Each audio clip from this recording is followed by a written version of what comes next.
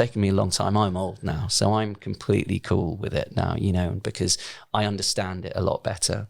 But when you're young, it really affects you, which then obviously causes anxiety and stress and everything else. And we didn't talk about mental stuff as much when I was younger.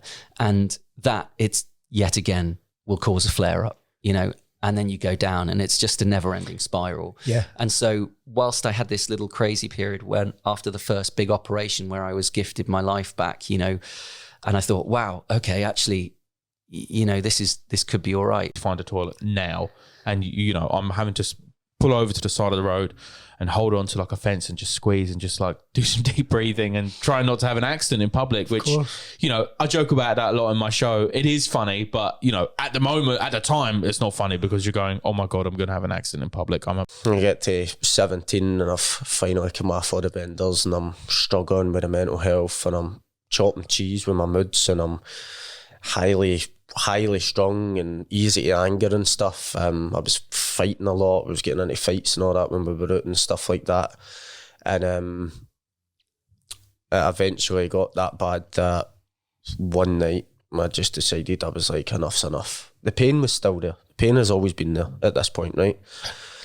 And I'm like, nah, I'm done. I'm done with this. I can't be bothered. Like, this isn't for me. I've tried being normal and it's still not working.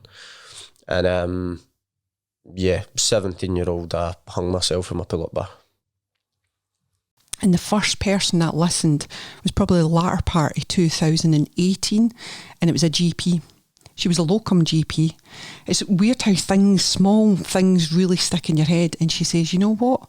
Because she could feel my worry. And I kept on saying, I don't know what it is, but there's something just not right. And she says, usually mums know. It's a mother's instinct. It's just, you just know, but you've not got the knowledge. You don't know anything at all. And she says, you know what? We'll do some tests. So that's when she done stool sample, bloods. Yeah. She went, it could be he's lactose intolerant. It could be, because George's symptoms was vomiting and abdominal pain. There was no diarrhea, there was no blood, nothing like that at all. Not the stereotypical ones that people would associate with inflammatory bowel disease to begin with. But you know what? The symptoms materialise in so many different ways that people, and probably GPs as well, wouldn't recognise right away. Because you're right, every time you think of inflammatory bowel disease, you think about your poo or stool sample, and that does happen. Yeah. But initially, as you say, everybody's completely different. So George was vomiting and abdominal pain, and she listened, and I felt, right, I'm going to get somewhere. So that day, me being responsive, went away. I was like, it's gluten, we're taking lactose, we're taking everything out of his diet. And he's looking at me going, but I like a biscuit and I like a cake, Mom, you know. But I thought, what can I control here? I can control that. I can't control anything else.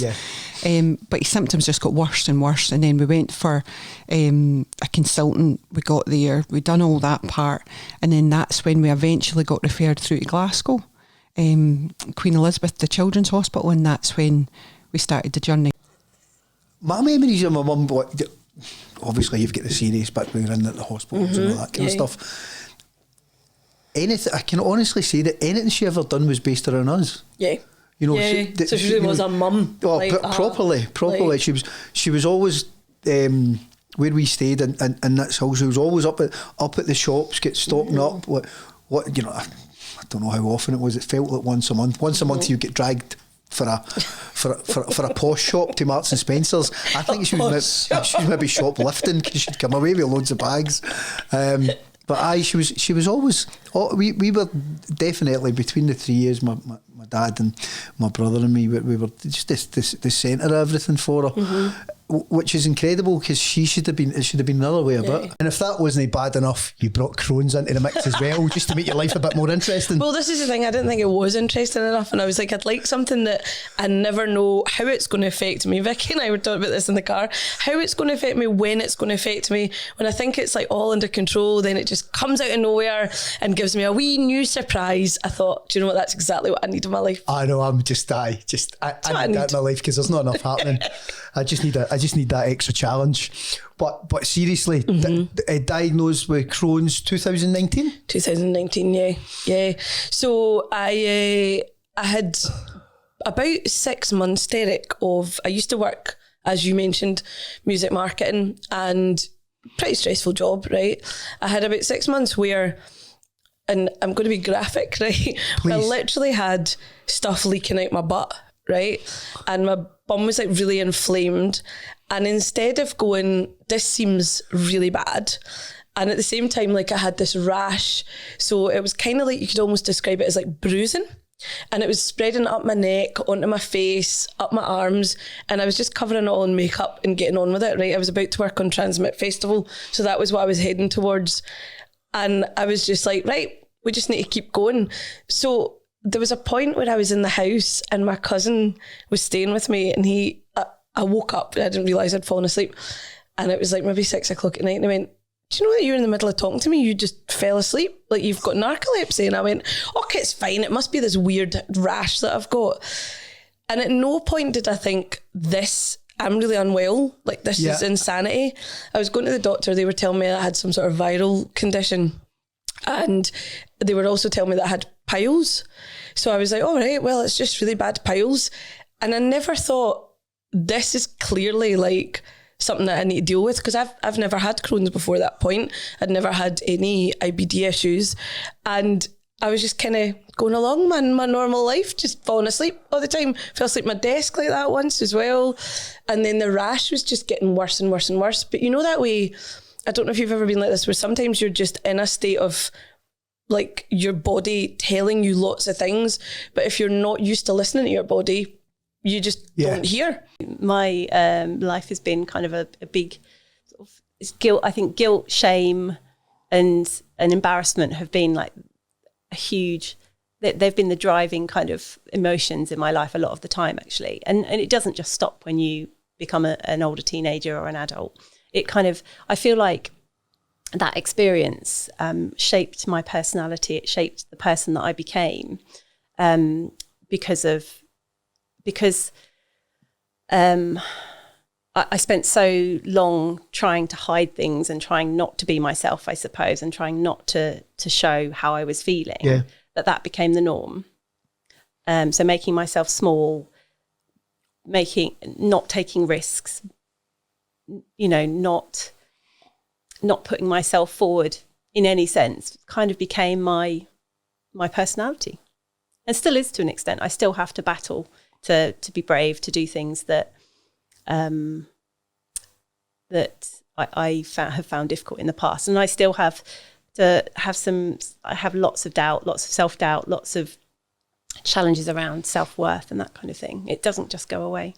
Yeah, definitely. That was one of the, first kind of thoughts into my head. Obviously I don't remember much at all, but I do remember kind of sitting in the hospital bed thinking, what could I do when I'm out of hospital, feeling better to help others that are going through the same. And obviously since then it's been... You've not done much. Yeah, no. I was all talk. You're all talk. Well, there is, more often than not, when there is a response like that, there is a trigger for it. Yeah. My mum worked in the NHS. My mum was a nurse for all of her working life. But there was just something about the fear of illness, the fear of being really ill, the fear of being operated on, and I was also sort of labelled as a born warrior. I was told, and I was a warrior. I would worry about everything as a child. I would worry about starting school. I'd worry about what's it like going to high school. I would worry about illness. I would worry, am I ever going to get a bird? I would worry a whole bunch of stuff, but worry to a point where whereas worry often starts in the head, but we feel it in our stomach. So there is obviously the irrefutable connection between brain and gut, and from a very young age, that had a massive impact on me. And actually there was points that I remember, even as a teenager, I would go through short periods of time where I wasn't worrying about anything, but then I'd be thinking to myself, why are you not worrying? Where is my worry? I should be worried about something. And it's probably why I've ended up doing the job that I do, because I've had to work. And by the way, I'll say this just now, people that know me well know that if they knew a version of me before, that I was a chronic worrier and an overreactor, a catastrophizer, it's not that I get it right now, it's that I do put a fair amount of work into it, and I teach this stuff, and when you teach something, that gets stronger in yourself. So I'm very much a work in progress with this stuff, but I've been doing it a long time. I've done loads of it. I've been about 7 different therapists. I've done therapy in school. I've done like multiple therapy, like gone to multiple therapists through the NHS or through private, like healthcare or that. Like I've done lots of things and nothing ever really kind of worked for me. I kind of just learned how to manage everything myself, which is what was great with music and stuff, because that kind of was my therapy, you know what I mean? When I got introduced to guitar and stuff when I was 15, you know, it was music was the thing that kind of calmed me down, and that's why I got so into it. And I practiced guitar every day, practiced for hours, and like when I got sick and stuff, I had nothing but my guitar, you know what I mean? So that was the thing that got me through. Ian is like, this is great, you should appreciate this. Anyone would kill for your job. Like that's what I always thought when I was in it, is why would I ever allow myself to be weak? That was that was always a thing, like I did not want to be weak, and I thought having an illness would make me weak. But also there's a thought there that, you know, you've got a status and a position as a woman, as well, and as a brown woman as well, massively. Very much so, within a very male, white dominated industry, massively. So there's that battle in that as well. Yeah, well, you kind of, I think I carried it a bit. Like there was a long time where I think most women probably have had this in business, where you don't think that you have had to go through stuff that's difficult. And then when you actually realise that you have, it's like somebody going, here's all this stuff that you haven't thought about, and you put in a box for however long. Yeah. But I definitely got to a point, particularly kind of around like Black Lives Matter and things coming to the fore a bit more, and me being like, oh, actually racism is a thing. Which I think, because I had convinced myself I hadn't really experienced it, I then got to a point where I was like, I have to do this so that young girls that look like me can see that that's something that they can do. Yeah. Because if you don't see it, you can't be it. And I 100% think that's true. So I did feel, and I put that pressure on myself, right? Nobody put that pressure on me. But I did think, if I can do this and people can see me doing it and I can get through it and I can be strong, then all of these young women coming through are going to be able to see that they can do that. And so that was me just adding. It was like me literally just digging mounds of dirt and putting them on myself for days and days and days. Because our journey hadn't even started with George. Yeah. It was just a diagnosis, multiple NGs, multiple admissions into hospital, and then it came the time, must have been about August time, 2020, was it? Must have been 2020, yeah. Why? Because his big sister was going to be 21. And I remember going to a hospital appointment. We met the consultant, and she says, and she got George in, and I had we on her at the time, and she went like, I'm now going to do an English accent, so I don't feel offended. It's not good, Avril. That was the worst English accent I've ever heard. I know, I read this one.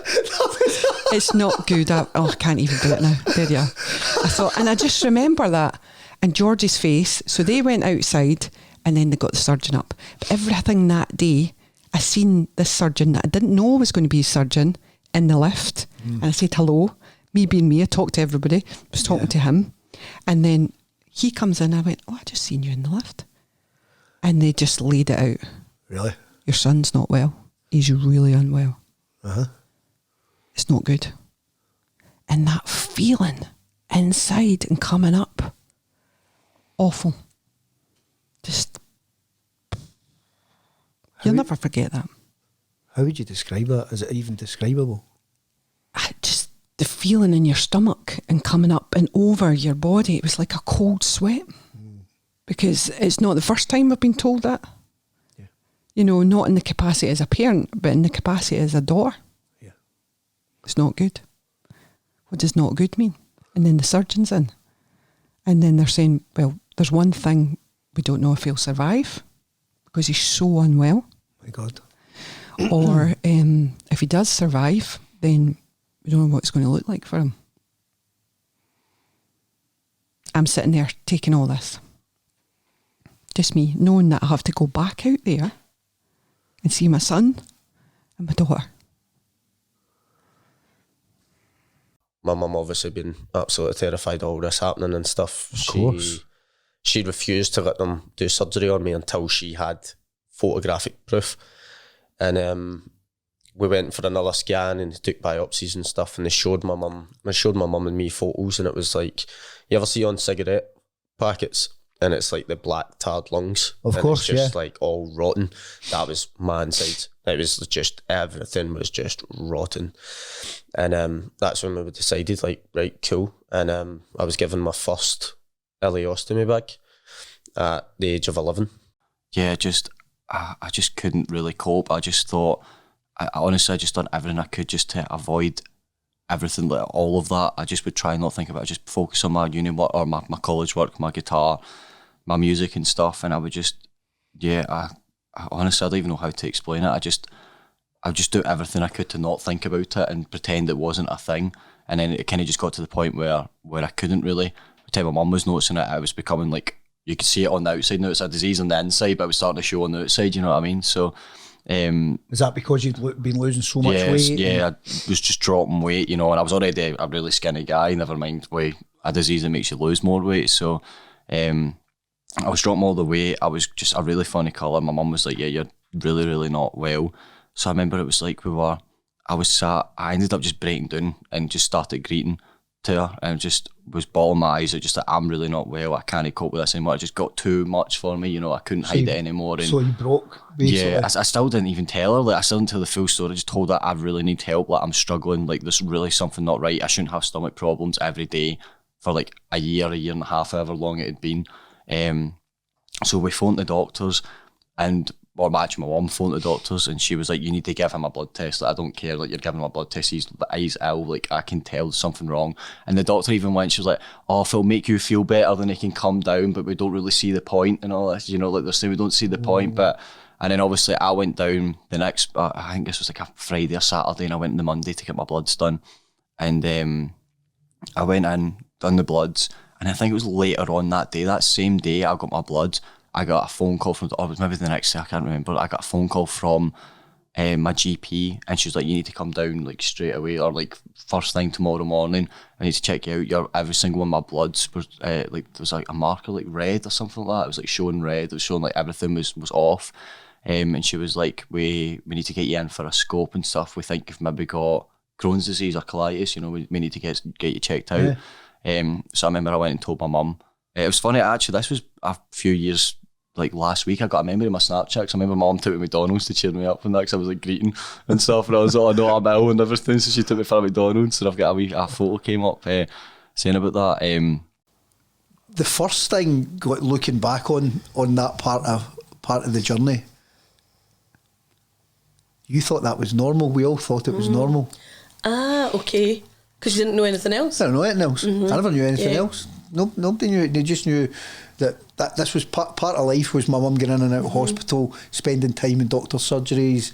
You know, I can still remember the posters and the surgeries and all that kind of stuff. I can still remember that Gart Navel did a mean roll and cheese. Yeah, yeah. Still love our old cheese. It's funny though, isn't it? It's like those. Do you smells? Do you kind of remember smells and totally. things like that as well? Yeah, totally. And they spark off nostalgia for positive and negative reasons. But that is your normal. And I think one of the things through these conversations is that the bar for normal moves. Yes, depending on the person. Yeah, depending on the person and depending on the experience. Our experience. Somebody looking at that would go, I don't know how they do that as a fun. Yeah. But we just got on with it. Humans adapt, don't they? That's the thing. Whatever your circumstances, you adapt. But do you think you realise now? Well, you do because you're on charity. But do you think that? I guess at what point did you realise how much that was different to other people's experiences? Oh, not for years later. Really? No way.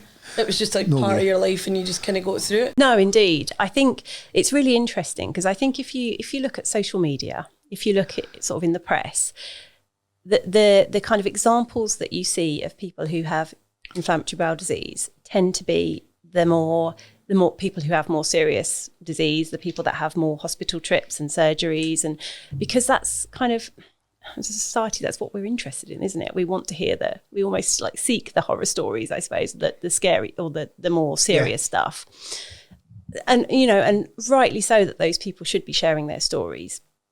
But it's not the most balanced. You don't then get the most balanced view of what it is to have IBD. So if you're then someone who's got more mild disease or who's coping with some pretty tough symptoms, but you're not having to go into hospital, you're not having to have surgery, you know, it's not surprising that some people feel, well, I can't make a fuss. You know, no one's going to be interested in hearing what's going on for me. And that's kind of where I sat. I just felt, and still today, I still have the battle of talking about my disease and my symptoms and so on, because often one of the first questions people ask, oh, have you had to have surgery? And it's like, then I feel guilty for saying no, which is ridiculous, but I know. It's a thing. Back to personal responsibility. Now, you've got a great knowledge of the body. You think outside the box. Most definitely. You're a couple of months in. Where do you start? Where do you start when you go, I need to do something for myself here because this is not working? So I started going through PubMed, looking at research papers to try and work out what causes inflammation in the body. Like where could this possibly have come from, and looking at all the things that I do. So as I said, sleep was my biggest thing. So that was where I started. And because I was on prednisolone at the time, sleep is taken away from you, and you're just like, I just need to try and sleep when I can. Like when the drug starts to wear off, I'll get an hour or 2 hours, and then hopefully I can get off this drug as quickly as possible. But because of the side effects I was having, I had to keep putting it back up, putting it down, and I ended up, I think I was on it for that first time. I was supposed to be on it for 8 weeks, and I think it was about 12 or 14 weeks. It took me to go off it because the side effects were so bad. And when I was talking to the pharmacist, and he was like, they're weaning you off this too fast. You need to wean down 1 milligram at a time, not 5. And I was like, well, the hospital telling me. And he's like, no, I'm telling you, as the pharmacist, you come down this 1 milligram at a time and you'll not have these really severe withdrawals from it. So I was like, right, so what are the withdrawals like? Withdrawals I was having like severe muscle cramps. So my hands and my feet would just go into cramp. There's still the insomnia and still the rage, and then this big ballooned face. It's like twice the size of your normal face. You're like, oh my God, delete those photos of me from that time. And then you're like, oh, I need those photos to have a comparison. Yeah. But you're not thinking about that at the time, not thinking about that, no. I was also getting joint pain as well, but then the joint pain might have been because of the drug, it might have been because of the Crohn's, because it's another joyful, exciting part of the experience. Ah, yeah, it's just the gift that keeps on giving. It is indeed. So, yeah, once, and the having to eat all the time, the blood sugar dropping. Like it was like going for a diabetic going into hypo. Yeah, you were getting that all the time, so I had to always have food in my bag so I could just graze constantly, and that was then making you put on even more weight than what the drug was putting on you. So I have since refused prednisolone. Funny that. No, find something else because I'm not taking that again. Yeah, not taking that again. Like the distress, like the emotional distress that I felt when I was on that. I couldn't even string sentences together. I was just wailing and crying, and my mum was having to make phone calls to the hospital. Like, we don't know what to do. Oh, you could give her an antihistamine to help her sleep. I was like, what? You could see the doctor and see if you can get a sedative. And I'm like, what? I'm still trying to work at this time. I'm still trying to teach classes. I mean, I've had probably stomach issues my whole life, really. I just assumed it was IBS. I just thought it's IBS, and so there's nothing I can do about it. So I just have a bad tummy. I've heard over the years. I remember a story that at one of our family days, and what we quite often do at a family day is we'll put the kids, no matter what, we'll put the kids of a certain age group all together, and we'll do workshops and so on and so forth, and that works great. And we'll take the parents away because you'll get different conversations, and the parents will say things during their time that they wouldn't say in front of their kids, and vice versa, and it's really beneficial. That's absolutely. That's the bottom line. Absolutely. Yeah, absolutely. And I always, a story that really sticks in my head was that the parents were finding underwear hidden behind the drawer, that had blood in it. Mm-hmm. And obviously they eventually had the conversation, but the way that it went was that the kid was obviously embarrassed by it, but very, very scared by it. And because they were scared by it, they brought it within themselves, so they didn't want to speak about it. Yeah. But the other thing that they didn't want to do was worry their parents. Absolutely. This kid didn't want to worry the parents, Yeah. but the parents had found him, and they were the same. They didn't, they you know, relatively young parents as far as I remember, and so there was almost like a standoff of no saying anything. Yeah. And until they eventually did, and both sides of that, the kid and the parent, both thought the same as where you went to. Absolutely. They directly went to cancer. Yeah. Catastrophising it. Yeah. But you cannot blame them for that, because No, that's it. that's scary stuff. It is absolutely.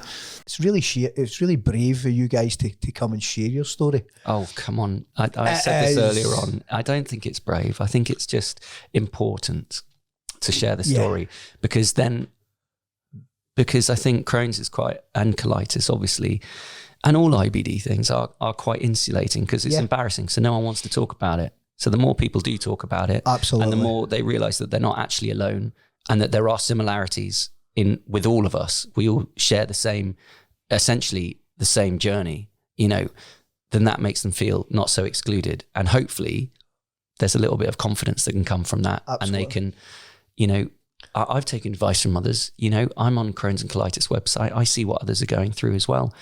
And, there are things where I'm going, is this? And then I see someone else is suffering the same way. And you're going, maybe it isn't just, I think the fatigue and stuff, you think I'm just tired, but you don't realize that maybe it is to do with that, Yeah. And then the other thing was around, we should touch on briefly now, we can go into a bit more detail about this, but the diet. So he had said this, that I should avoid fiber. I took that. And again, I'm a very literal, logical guy, probably on the spectrum. It was like, okay, that kind of, it made sense in my logical brain, the sort of vague science that I'd made up in my head it was like, okay, this makes sense. Yeah, because when you hear someone that's of a standing, of a level of authority and knowledge say something to you, you've no reason to think it's not true. Yeah. You're taking them from a standpoint of an authority in what they're telling you, basically, and then so everything you'll create a justification for it as well. So it makes sense. And the symptoms then made sense too. So, or what I thought at the time, and I have different views of that now. But I would eat, I don't know, some salad or a tomato or whatever. I would then see, like, your body can't digest fiber, particularly when it's moving through very quickly. So I would see then some remains of leaves or seeds or nuts or mushroom or whatever. I'd see that in the toilet after I'd just run to the toilet desperately. And so I would then see the remains of some food I'd eaten. I would then go, okay, that's why I ran to the toilet, because it was trying to get rid of that mushroom or that seed or whatever. So I became pretty much phobic of fiber, pretty much any fiber, to the point where, like, even pasta sauces, I'd be like picking out herbs, and like it was a horrible place to be. But it was what I accepted as just, I've got this thing, I can't eat fiber. That's just my life now. And my diet was, which I hear lots of people and know lots of people that in that same position, that I was just eating junk food, and like breakfast was Frosties, mid-morning was a bag of Haribo, I was drinking cans of Coke, like nobody's business, just to keep me awake. Lunch was sausage and chips, and then dinner was like a plain pizza or something. But that was, and I didn't. I was craving salad and craving like things. But I was like, that's it. I can't eat that stuff anymore. It can be. There's a standard, I think, on women to look a certain way, to be perceived a certain way, and I suppose at that time, I wasn't really thinking about how I felt. I was more concerned about how are people going to see me? How will people perceive me if I've got a bag attached to me? Will I be seen as unattractive? Will I be able to go out and socialise with people the way I normally did before it? Like, there was just a lot to think about, and it was a lot of insecurity on my part as a young woman, because I think a lot of young women are very insecure about themselves, not through no fault of their own, but because of the way the media portrays us to be. Like, if you don't fit a certain image that's put out there for what we look like, you can see yourself as being ugly. You can see yourself as being not worthy, not as valued. It's crap. So at that time, I did feel like that. I was like, I can't get a bag because people are just going to look at me differently. I've got my boyfriend who I was with at that time. He was with me before, during, and after my surgeries. But a part of me did think, I was like, well, what if he doesn't like that? Like, what if he doesn't see me as sexy anymore? Like, can we be intimate? Like, there was all these questions that were just racing again, through my mind. Of course, because that, if you've been told you've got a lifelong condition. Yeah. You've had a bit of you've had a shit time, pardon the pun, but let's face it, it has been absolutely shite. Crap. And then it's trying to get your brain to function in that, this is me for life. Yeah. I'm not always going to feel this bad, but am I going to be better? Am I going to be this? And then go, oh, by the way, see how bad you've felt for this amount of time. Here's a solution, and it's a stoma bag that you don't know much about. Yeah. You need to look at it and you're going, oh, hang on a now. That's not for me. Yeah. That's not for me. It was even the same with my diagnosis. Like, when I first heard you've got ulcerative colitis, I did not know what that was. I didn't have a clue. Why should you? I know. I was like, I don't know what it is at all. And bless my surgeon, I absolutely loved my surgeon, still do to this day. He came up to my ward at like 9 at night after his shift. Dr. Komolafi. He was phenomenal. And honestly, he's amazing. But he came up to my ward and he gave me a leaflet after I got my diagnosis. He went, do you know what it is? And I was like, no. He went, I'll be up tonight and I'll bring you in your leaflet so you know what it's all about. And I went, okay. And I honestly thought, I was like, this guy's so busy. He's got so many patients. He's in a hospital. He's not going to have time to come and give me my flyer, even though the intention was there. Do you know, he came up to my ward at 9 at night and gave me my flyer.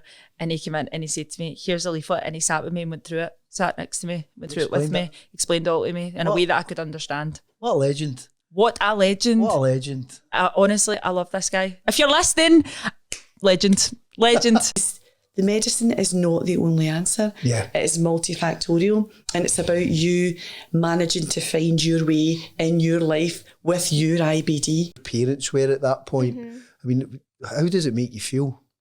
Well, I mean, from a selfish point of view, I'm very glad to have gone through the worst of it when I was young, not remembering it. But obviously all of the stress and worry that I would have had, it was completely put on my mum and dad. Yeah. So, aged 4, I couldn't make any decisions for myself. It was all up to them. So as I get older, I can understand probably how they would have felt. But I probably, until I become a parent, never, understand how they fully felt, going through that. But I can only imagine it was really tough for them, and my brother as well.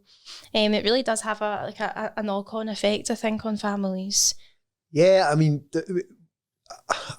a statement that I think it was Brandon Duffy, who who's an ambassador for the charity and a really inspiring lad as well, is that he said a statement and it just totally rings true, and I think it's something that as the Catherine McEwen Foundation and the greater inflammatory bowel disease community and beyond need to understand.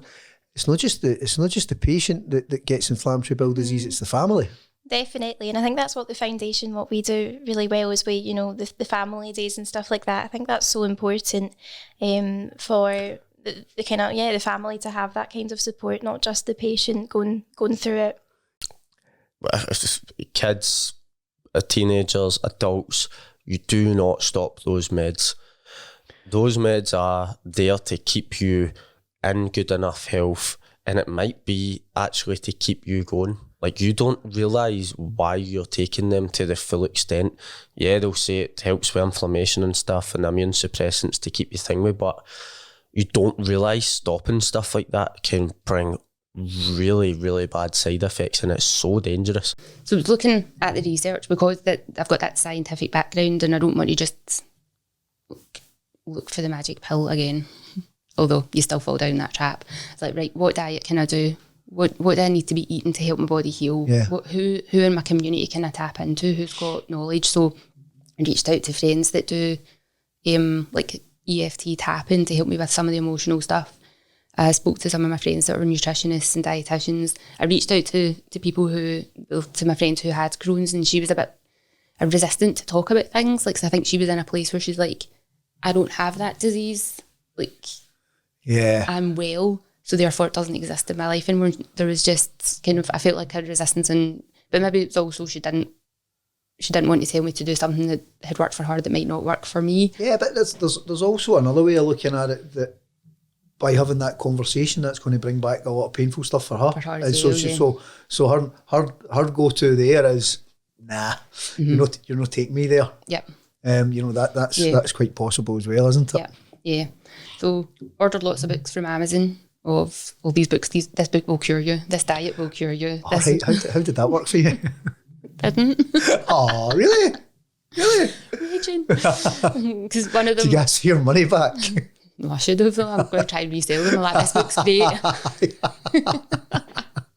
Because, one of them was like, I went on a vegan diet and now I have no symptoms of Crohn's and colitis. And I'm like, I was already vegan. Like, so how tell me how that works if I was already following that protocol and then I got sick. So that doesn't work. Yeah, that's not for you. And then there was, you look at them and there's the autoimmune paleo diet and the carnivore diet and this one and that one and that one. And everything's about really restricting everything and just eating one or two types of foods, which for a short period of time might help to alleviate some of your symptoms, but you can't live in life like that. No, it's impossible. Unless you want your life to be a life of pure restriction, which if that's your life and that's what you want, that's your choice, your body, your choice. Absolutely. I'm all about that. But for me, I was like, no, that's the way people go for it. I was like, when can I go for an Indian again? When can I eat a spicy curry? Because I used to go into the Indian and be like, what's the spiciest curry you've got? Are you one of them? No. How's that even enjoyable? The sweat, man. Brilliant. Funny story though, right? So I think this is the thing with any bowel disease. There's the worst times of your life, right? But there's also these really lovely, funny moments where you share with people, right? And I had on the weekend, there was in the porta cabin that I was in, there was a door out one side, a door in and a door out the other side, right? So some people that don't know porta cabins, sometimes you only have one door in and out. Yeah. So I had this door next to my desk, which my team were calling my fart door, right? And I would go out and fart outside that door and then come back in. And it was only at the end of the weekend they were like, by the way, you know that we can hear you every time you go out there. And I was like, it's not the base. Cool guys.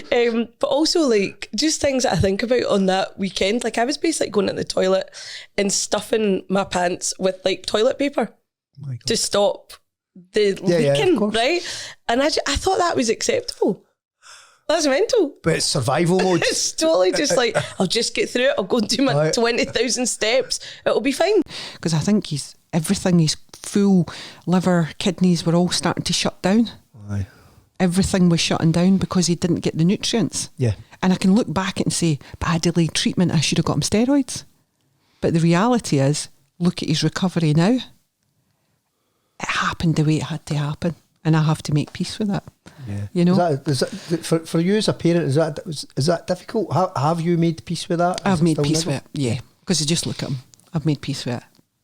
But trust me, when you're sitting in that hospital and he's hooked up for months and I was adamant, right, we're getting you out. We're going out for the day. We'll get you home for the day.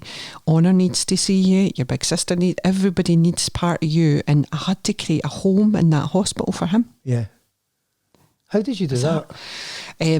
I had, and we lost his dog in between all that. His dog died. Oh my God. In between all of that. So his ashes came into the hospital and sat in this big Buddha sitting there.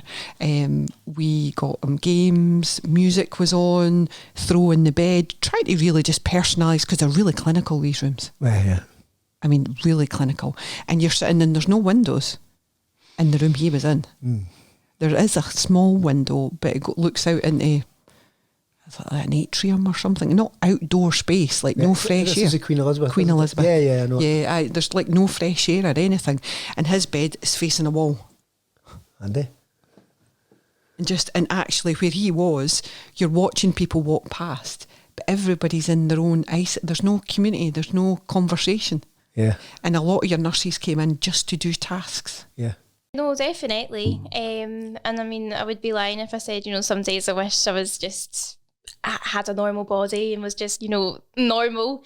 But in other ways, you know, I am very, very lucky. So I always think about that. There's people going through the same journey that haven't been as lucky as me for different reasons. I suppose the main sort of things is the kind of fatigue part of it, feeling run down. I think that's a really difficult thing to explain to people, and it's lost a few friendships on the way as well, which is sad. Is that right? Yeah, it's sad to look back on. So what? So when you say that, how does that work? How do they not understand? They're not willing to understand? Do you think you're just cancelling? Do you think you're they just think you're that friend, guy? It is a hard thing to understand. I think it comes down to a lack of awareness and education as well. You know, I think people struggle to understand if I'm out the day before with them, I'm looking well and I'm all good. The next day I have to cancel because I wake up and it's literally a struggle to get out of bed and get ready. It's hard for them to understand that. So it's lost a couple of friendships along the way in the sense that they think I'm probably just being lazy, can't be bothered, don't like them. And I'm sure that's a common experience for many people with IBD, and it is sad. She's obviously went from I've not been eating for months to then like, oh great, he's eating and we're trying to put weight and all that on, and I basically run everybody ragged basically around me as well, and especially on myself, like it was hard to get there, but once you get there and you go outside, like I'm at a very what would you call that, an age where you're starting to come into yourself and you're starting to realise yourself, puberty and stuff. And a lot of that was blocked because of the medications I was on. And you're getting in and you're trying to find out who you are. And I'm looking in the mirror and I don't even recognise myself. You're there for a reason. I know I'm there for a reason. One of the other big things that jumps out at me for this part of your story, Kieran, is the fact that you bottled everything up, never told anybody. Yeah. Which is the exact opposite of really what you should do. I totally understand and respect why you did it. But, you know, for anybody, you know, what would your advice be to anybody listening to your story?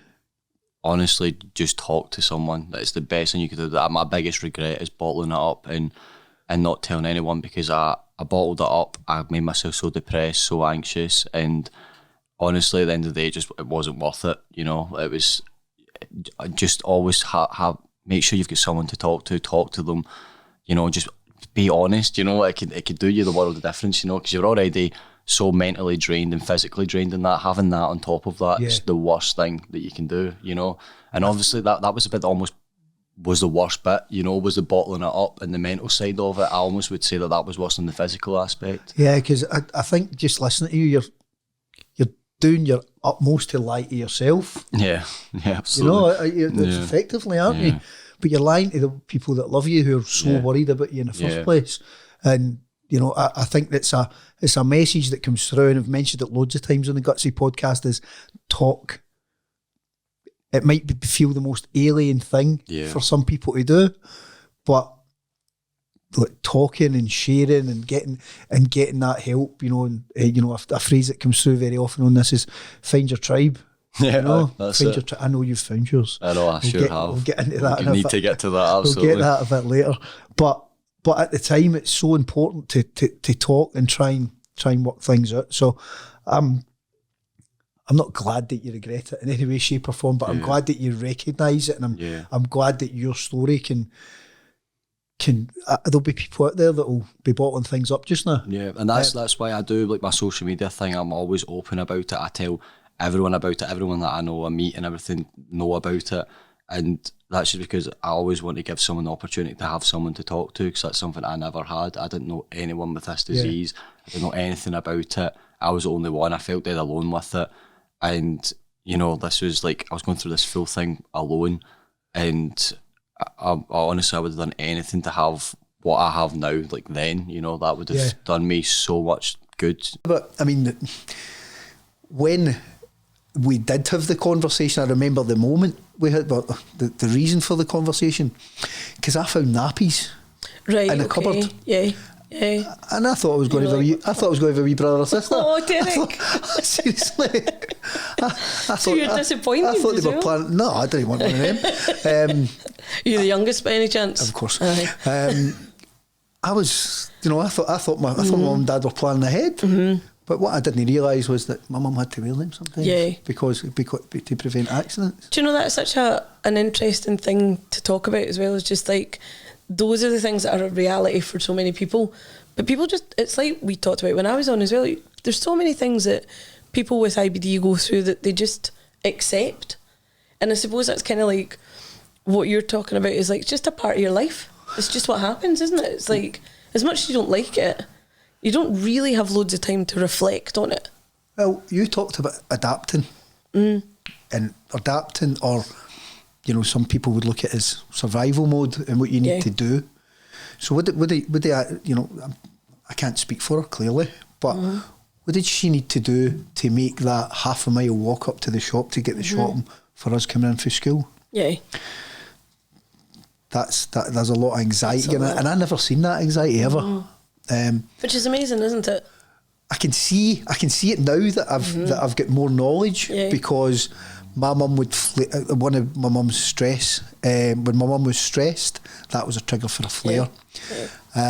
So she had to have a solution to get to the shops, and that solution was those nappies, adult nappies. Which so then when I said, listen, I've found these, what's happening kind of thing, and then you had to be sat down and say, well, look, you know, your mum's not well, and this is what it is, and explaining as much as they possibly could with the information that they had. We know that we know that he's got Crohn's. He has Crohn's disease, yeah. When was he diagnosed? So he was diagnosed age 10 as well, same as me, after quite a few months of not really being well. Did you recognise it?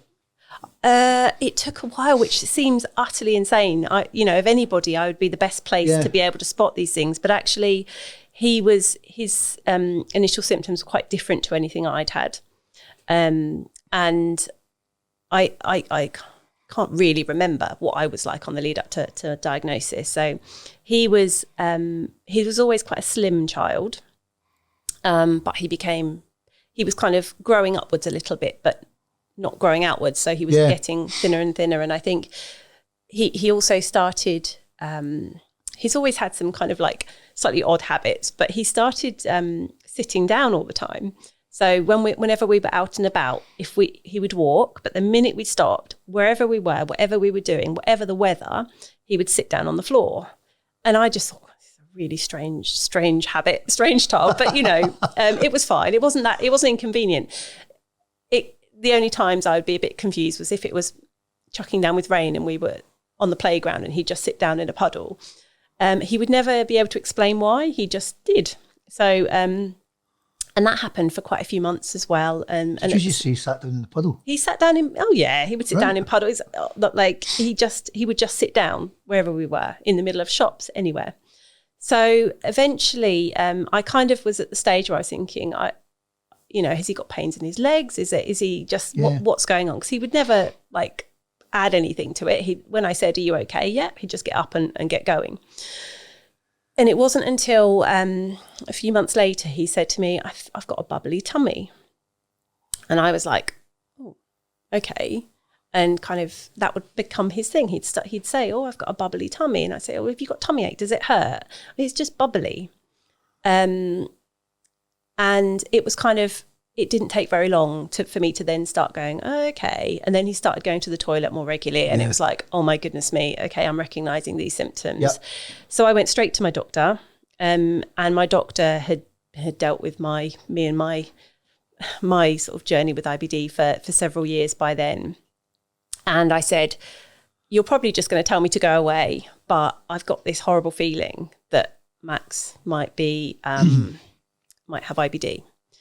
And I'll be eternally grateful for what he said. And he said to me, well, you're the expert in this and you know your son better than I do. So if you think that's what it is, let's get him checked out. Brilliant. And he sent Max, he immediately referred Max to our local hospital, to paediatrics. And we had an appointment there maybe a couple of months later. That was slightly more challenging. We saw a paediatric doctor and I, again, explained all of what was going on. And they obviously took a stool sample and they took blood tests. And by that stage, I was really concerned because my son was incredibly thin. He wasn't eating very much. He was going to the toilet all the time. There was blood. He wasn't very well at all. Yeah. And this doctor said, yeah, it doesn't seem quite right, does it? Well, we'll see him again in 3 months and see how he's doing. And I must admit, I kind of said, I'm not sure he's going to make another 3 months. He's really, really not very well. Well, you'll get an appointment through and we'll see you in 3 months. So, and at that stage, I wasn't the empowered person that I am now. And I wasn't I wasn't quite brave enough to say, well, actually, that's not good enough. I'm going to stay here until you do something different. So I went away with my son thinking, oh, okay, well, hopefully we'll hear from the hospital and things might improve. And then a couple of days afterwards, we had a call from Addenbrooke's Hospital in Cambridge saying, we want you to come on Friday. So this was like 2 days later. We want you to come on Friday. We've given you an emergency appointment. We've seen your son's test results. He needs to come now. So, and again, so grateful that was picked up and that we got to get him seen really, really quickly. So we went to Addenbrooke's Hospital. He went through the usual colonoscopy and endoscopy. And within a couple of weeks, they diagnosed him with Crohn's disease. And my heart broke a little bit, obviously, because immediately I go back to myself and all the things that I went through as a young person with IBD. And imagining, I mean, that's like thinking about that, it's pretty tough. It was hard. But imagining your child going through that is like a whole different level of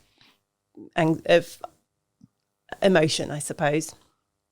But it was also the trigger that I needed, the catalyst, I suppose, that I needed to do something about my situation, my understanding, an education around what IBD is and how to live with IBD, and how to support a young person with IBD. So it was like such a bizarre kind of moment of like pure fear and sadness and grief, I suppose, but equally a realisation. To be able to help support people on their journey, like being able to help them find the path that's right for them. Like, 'cause the way that I do like my coaching program is not about, there's no blueprint. There's a rough outline of different things, like the different pillars that you want to look at. Like it's now called lifestyle medicine.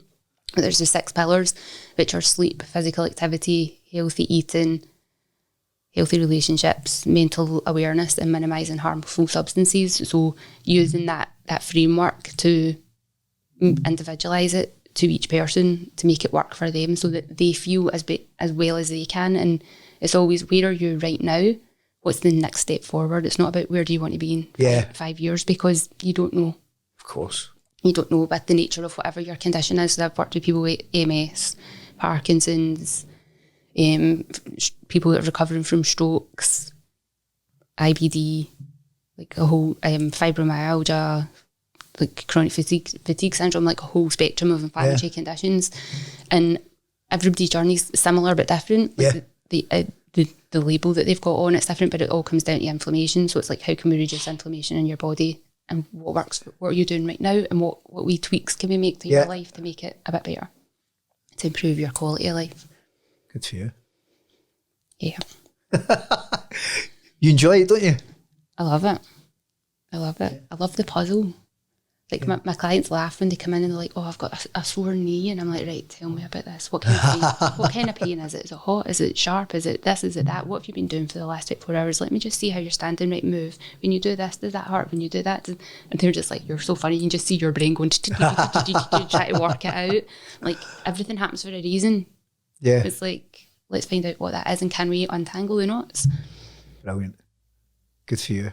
Hospital the second time, but was really when I started to wonder, well, can I be a stand-up anymore? Because if I can't travel, if at any moment the hospital can phone and say, oh, your blood's come back and it's bad, you need to come in, and can I still do the job? But this is a job I've done all my adult life. Am I just going to be someone who I'm stuck in the house now? In fact, let me get this right. I was going to say I'm not entirely sure why I did what I did quite early, but I think it comes from what I mean by that is there was a bit of me kind of going, it's not that I didn't believe it, because the words that were said, the words that the consultant said to me before I left was, this is a lifelong condition. There was 2 things he says. It's a lifelong condition, and the chances are you're going to need surgeries down the line. And I think I kind of blocked that out a little bit. I heard it and understood it. I had the intelligence to understand that this is an intelligent man. He's seen this before. And there was a bit of me kind of going, right, I hear that, okay. And the third thing he said was what really kind of floored me, because he said, this really can be a stress-related illness. And when he said that, I remember looking at my mum and going, this is terrible, because you know how I'm a born warrior. You brought it on yourself. And I brought it on myself.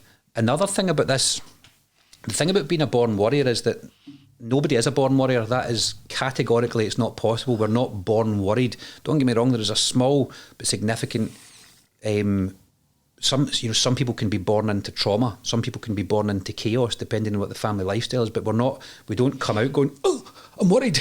More often than not, we come out, and once things have settled, you're in a state of bliss for quite a while. Yeah, you're a product of your environment in many ways, aren't you? Absolutely. So this bit about being a born warrior, it did get me thinking about, and I tell this I'm guilty of this as well as a parent, by the way, but I talk this in the parents programme, is that we do lie to our children.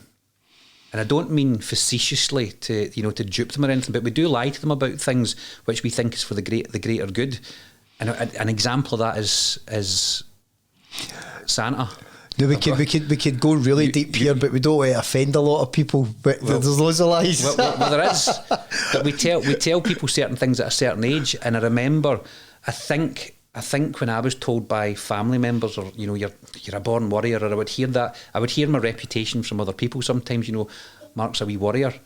And I remember thinking to myself, if I'm a born warrior, and if I have a condition which is brought on by worry, I'm pretty fucked. That was what I thought. I seen what you guys did at Isle of Wight Festival the last time. It was good, wasn't it? Yeah.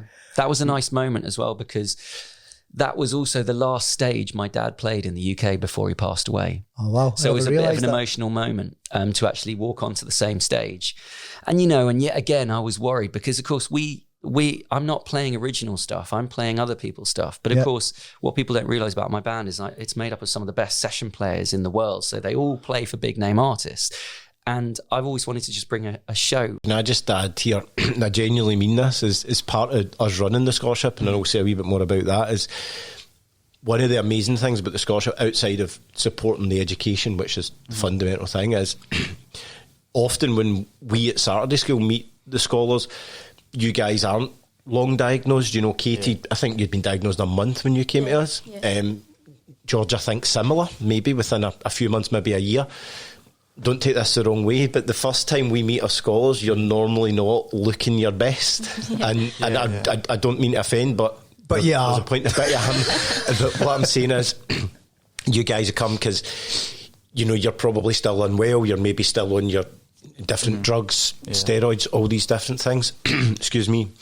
But to see you guys today, and I've not seen you for a good while now, and it's probably been a few months since Saturday School, but I do want to say now, this is the reward as well, along with the education stuff. Both of you guys look absolutely fantastic today, so it's brilliant to see you, but to actually see you grow and look so well is just as rewarding as exam results day next week as well. I think, for me, again, coming back to the financial analogy, I see medications a bit like a loan.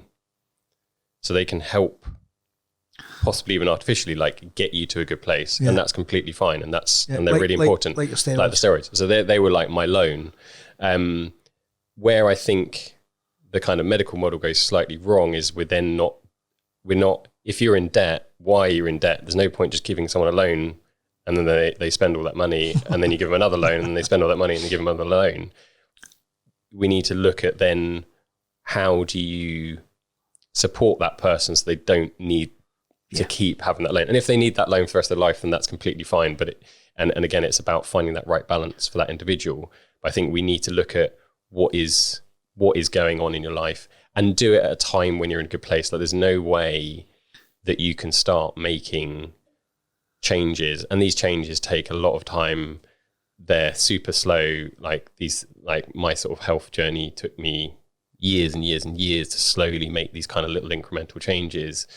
You can't do that when you're running to the toilet all the time, and they're all kind of vicious cycles as well. Like, yeah, totally. You run to the toilet more, you're then more stressed, you're then wasting time, you're then maybe losing sleep. Like, it all kind of like adds up. So, find what works for you. It takes time, and do it when you're in a good place. So use the medications. When you're good, that's when you can start to look, okay, can I potentially make some change in my life to support me? Fix the roof when the sun's shining. You know, I wasn't always positive. I know that. Yeah. And you've got everything. You've got it down. Like, I was not as positive as I am now. Like, that, my full ulcerative colitis journey, that the stoma surgeries, it was a lot, and it was challenging, and parts of it were hell. Yeah, remember, and you're just a young girl as well, Stephanie. Exactly, and it's hard to be kind to yourself during those times, because I remember you touched on it earlier on, but it's true, there's so many external things that affect you, and there's external pressure that you then put on yourself, as opposed to just prioritising your well-being and your mental health and saying, do you know what, I need to put myself first and look after myself before I can look after anybody else. Sometimes you forget to do that, and it can be really difficult, and it was for me. I was never kind to myself, if I'm being completely honest. I would always put myself down and put pressure on myself to be there to help mum. I'd be like, I need to be strong. Like, you know, I can manage this. Like, if my mum can get through what she's getting through, I can get through this.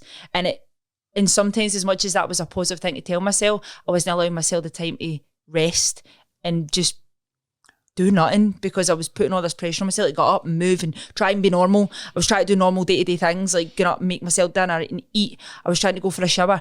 My body was just not having any of it. And there are definitely people where, you know, their IBD has become their entire identity, which is completely understandable, totally. Right? But are they living their best life? Probably not. If you ask them, are you happy? And I know that sounds like that's a great question to ask somebody. You happy? You all right?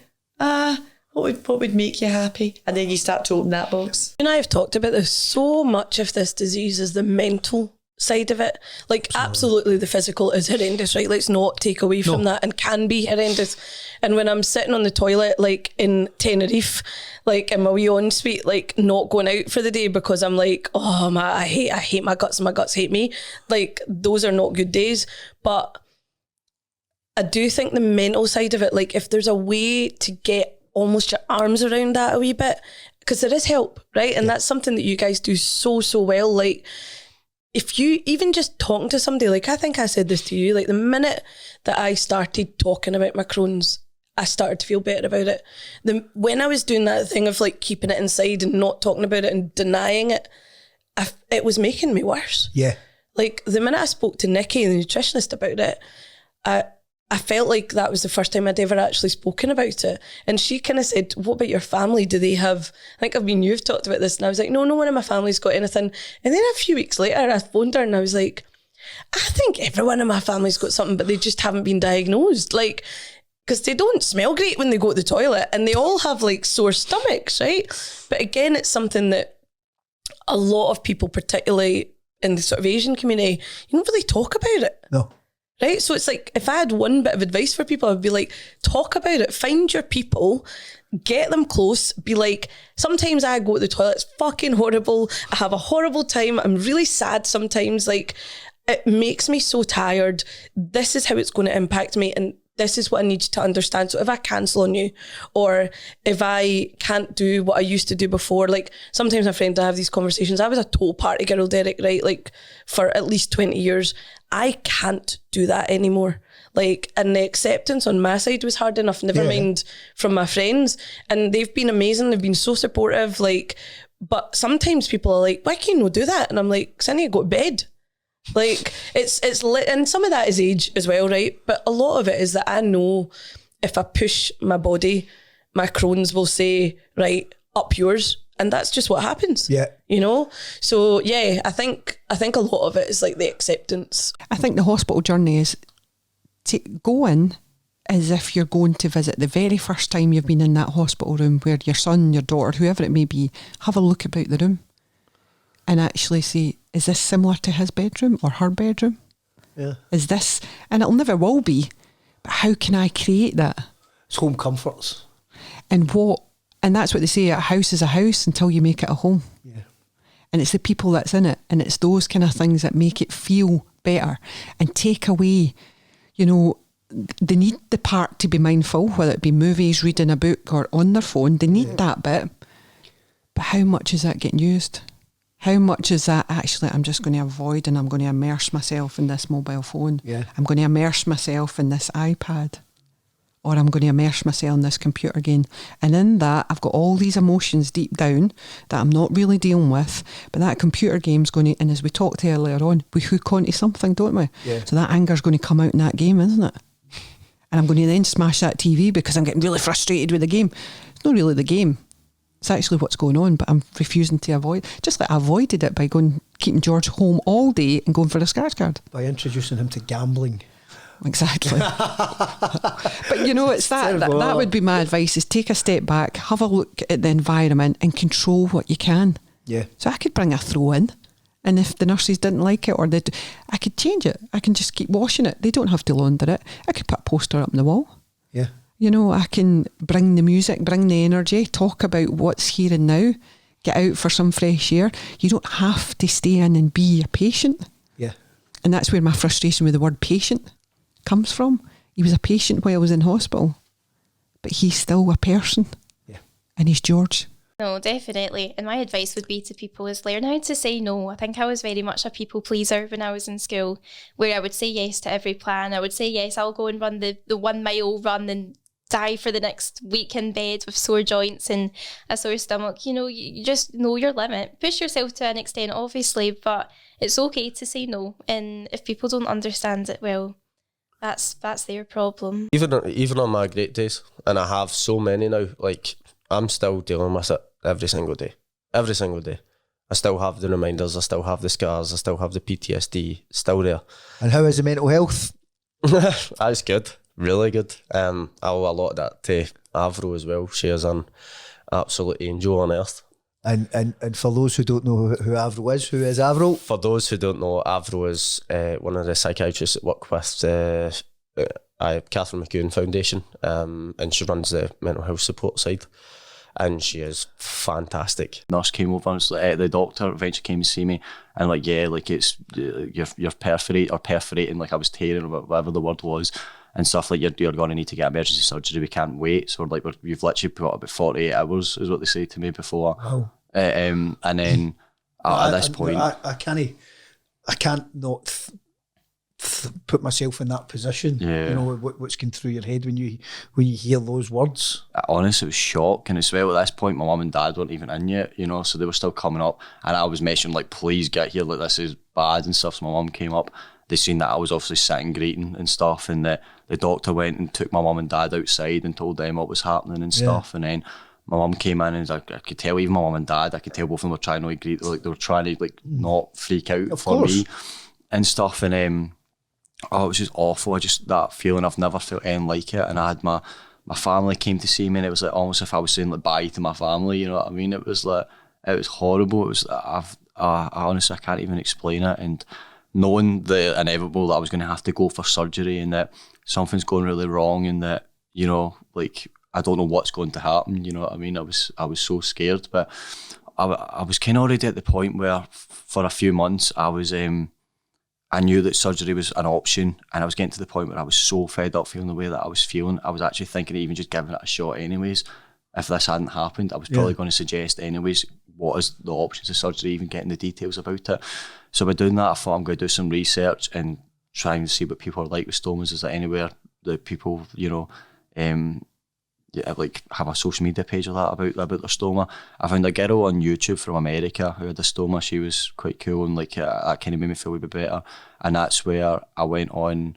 I got sent a newspaper article for the Daily Record, and it was a Stephanie, and that was Life with a Stoma. And I was like, oh, who's this? And I was like, oh, she's from Bellshill, she's got a stoma, she's 15 minutes away from me, 20 minutes away from me and stuff. And I've looked her up on Instagram and stuff, and I followed her, and I'd honestly spent the few months leading up to like when I got my surgery watching her videos, seeing what her life was like with the stoma and everything like that, which was obviously crazy now to think about, that she's one of my closest friends. So as patients ourselves, and also parent of a young patient, to be able to offer it's a very different unique insight, haven't you? It is, but to be able to offer that perspective, but not in an appointment where I'm with my child. Because I think, again, it's very different when you're sat in an appointment and you've got your child there and you're trying to go through those things. You don't think from a more wide perspective about what could work or what the team could do to improve how they offer care to families. But so being able to work with the team for other things, and then to be able to say, well, actually, have you ever thought about this? Have you ever thought about that? They were so receptive to that. So yeah, we kind of took that opportunity to tell them what we thought they needed to do. Probably the most, the biggest change that's come about from that is that Seb and I are now expert by experience volunteers, and we working for the team. So it took about 18 months or a year or so to get us in there, because obviously there were lots of processes to go through. We had to sign up as official volunteers for the hospital, and then there had to be some understanding about that we would be doing different things to other volunteers and how that would be managed. But we got there in the end, and so now Seb and I are able to go into clinics and to meet with families and young patients, and to answer questions, give information, share our story, and kind of just offer the kind of peer support that's generally lacking in those environments. And in doing so, really kind of understanding what the needs or what sort of is missing, I suppose, for families generally. What is working for the medication I'm on, as much as I hate to say it? What's your drugs? What's your drugs the new? I'm on ustekinumab just now, and I've been on that for coming up 2 years. Yeah. No, 2.5 years it must Brilliant. be. I've been on it, and I've not, touch wood, had any obvious side effects, which is always my big thing. Like if it's helping do the job and I'm not getting side effects from it, then I'll keep it. But if I'm getting side effects that are ruining my quality of life, then I want off it as soon as the other stuff, which is obviously a difficult because then when you're not on medication, the speed that I go into a flare at is... Yeah, you're fast mover. Don't like to hang about. Just get in there. Deep end. I'm a deep end kind of cat. Yeah, so I do that. I work on 3 days a week. Like when I see clients, I only work 3 days a week. I don't want to use the word strict, but I have very strong boundaries. It's probably a better word around how I manage my energy. So I was saying to you after we went to the honky hoedown. Get the brand right, Jen. Get the brand right, man. Honky tonk hoedown. Yeah. Honky tonk hoedown. Had a brilliant afternoon, but I then needed 2 or 3 days to recover after that because my nervous system had just been overstimulated, and it's just like, what do I need to recover? So lying in bed, reading books, just chilling, going out for a walk in nature, moving my body but not intensely. Yeah. Until I feel better, and then I can include a wee bit more exercise when it feels right. Eating the foods that make me feel good. So I had been vegan. I now eat meat. I'm going to go into these wee notes I've got in you, and that's the top. That was one of the first ones. Yeah. So eating the diet that feels right for me and listening to how my body responds. So some days I can have dairy and it's not a problem, and then other days I have it and it's not. And so I track everything. I've got a spreadsheet on my fridge door, and I track what day of the month I'm in, my menstrual cycle, the date, how many times I've gone to the toilet, what's the quality of the toilet movement, what's my energy, what's my mood, have I got any pain, have I got any symptoms of anything anywhere, what have I eaten and drank through that day, and what other activities I've done. And then... You're the most organised person with Crohn's I've ever met in my life. Thank you. It's like I need the information so that I can look at it and say, right, over that month my bowel wasn't good then, oh, that's when I was ovulating and that's when I was on my period, so maybe that's not Crohn's, maybe that's to do with my cycle. So I think that you touched on something that's interesting, and sleep as well is on that as well. Of course, and it is. Noticing a pattern with that. Yeah, definitely. Because people automatically, if something's not right, their go-to is their IBD. Mm-hmm. Oh, it's their IBD. There's a good chance it's not. So you can't relate everything to your IBD. Mm-hmm. And it's kind of suppose it's quite difficult to work out what is and what isn't at times. Yeah. But your incredible tracking system, wow. I'll sell the book for $9.99. We're just about to get to the book. It doesn't have the tracking in it. Don't say No. that. But the updated version. If you want the tracker, just message me and I'll send you a copy of it. It's fine. I think that's a good thing. But yeah, it's just because you don't know what you don't know. And like I said this to you the other day, I'm like, you don't know what you don't know until you know what you don't know. Yeah, I still can't get my head quite around that anyway. So you need this information. You can't do an evaluation in your life like from memory, because what did you eat yesterday? Oh, I ate my kefir and oats for breakfast, and I had salmon for my dinner. Full stop. What about the crisps? What about the what about that other shit? Oh yeah, I forgot about that. Because when you just write it all down, then you know. Yeah, but it's getting into that habit, isn't it, to do that, and so that it just becomes what you do. Yeah. You need, and in a way that works for you. So for me, it's having it on the fridge and a pen next to the fridge so I can just write it. For other people, they like to put stuff in apps. I'd like to not have my phone on me as much as possible. So, and I remember looking and thinking, you can see the inside of your guts. And I remember looking at it and thinking, that doesn't look good. I'm not a doctor, but I don't think my guts should be that colour.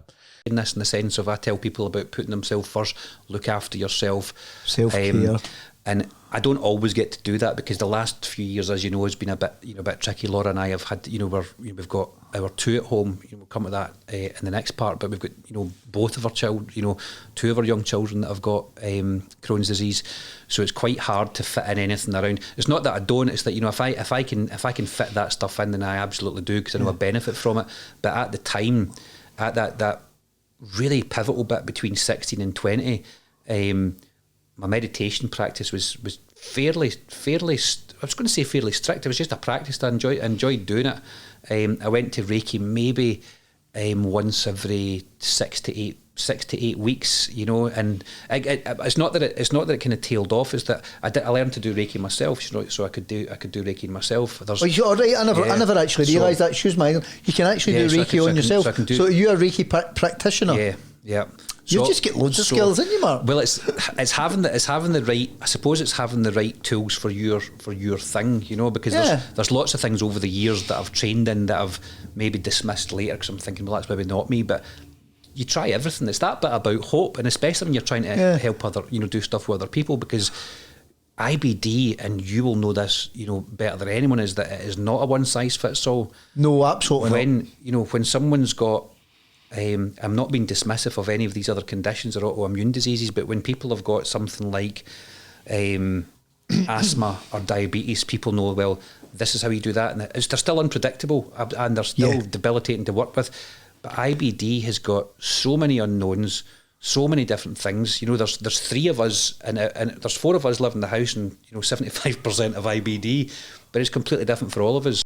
With all the other pressures and everything that comes with, unfortunately, being associated with someone well known, you've got all these other things you're trying to deal with. I mean, I remember someone said, which I think was a good saying, it said, kids of rock stars are always the most well balanced because they've got a chip on both shoulders. And I think that's an extremely accurate thing. But it took me a long time to be what you just said, to actually be happy. Sisters, mums, dads, carers, but I don't know how well society actually is going. Do you know what? You bump into someone in the street, how are you getting on? I've just finished school, I've just sat my hires, my nat fives. How'd you go on? Oh, I did this. That is a massive, massive achievement for anybody, as well as someone that's actually living with a chronic illness as well. I think people need to remember just how hard it is to go to school. Everyone's different, but I think what I want to try and get across, it's our minds, or certainly in my experience, my mind plays such a big role in this disease. So if I believe something or think something, then that might become true. So particularly something like diet, it's quite emotionally driven. It's quite so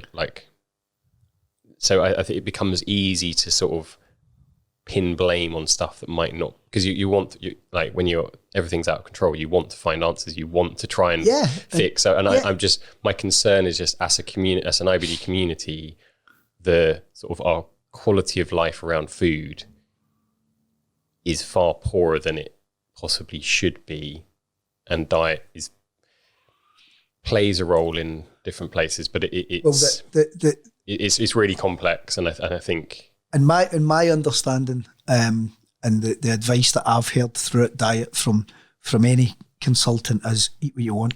Yeah. That eat what you want till you find something that you can't eat. Don't do it. Yeah. You know that's I mean that's me massively oversimplifying it. But there's nothing that's strongly evidential to say there isn't. Don't do that. Yeah. But I think if you're starting to cut out 5, 6, 7, 8, 9 or whole food groups, then that's where I think you need to be having that honest conversation with your team to say, like, maybe my treatment's not right or something. Definitely. Like if you're having to, like I was at times, like if your only options is rice and chicken, that is not a good place to be, and you shouldn't have to do that. And I can, like, I've been there. I've not believed that there was any other options, but there has to be. And then just when you think, this is it, boom. What happened? Surgery was unsuccessful, first one. So 2 weeks after my surgery, I started getting pains again in my stomach. And I was starting to go to the toilet again and passing blood from my back end, which freaked me out because I thought that wasn't supposed to happen when you have a stoma. Yeah. Yeah, but my colitis had came back with a vengeance, and it travelled to my rectum, so it affected my rectum. So my rectum was then inflamed. And when I went back to my surgeon, they told me the first operation hadn't been successful. The first operation was to give me a temporary stoma bag. So they left my rectum there so that there would have been the possibility of getting it reversed in the future. So it was just ultimately giving my bowel a bit of a break for all the inflammation and the ulcers that were there.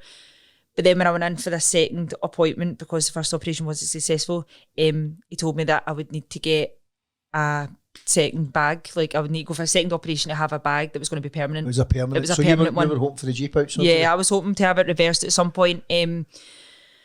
It's a weird one because, like, a lot of people ask me, like, would you have gotten it reversed if you'd had the option, if you still did? Now I'd like to believe I wouldn't. Really? Seriously. Why? Because my life has changed for the better since having my stoma bag in ways I never thought. I know, I mean, it's just total, we're surmising. Actually. You know, but how do you know it wouldn't have been if you'd got the reversal? Do you know what I mean? It's not that I don't think that it would have been. There's a chance it wouldn't have been. Yep, there is a chance it wouldn't have been. But when I had my second operation, I did feel the benefits that came from that. And I didn't really feel like I needed to be fixed after that. Do you know what I mean? Like, why fix something that's not broken? I didn't need it reversed just so I didn't have a bag attached to me. With that bag, I was able to get my quality of life back. It gave me my life back. I was able to go out with my friends, make memories, something I wasn't given the opportunity to do. So when people ask me, like, would you, if you could, have a reversal? No. And this is something.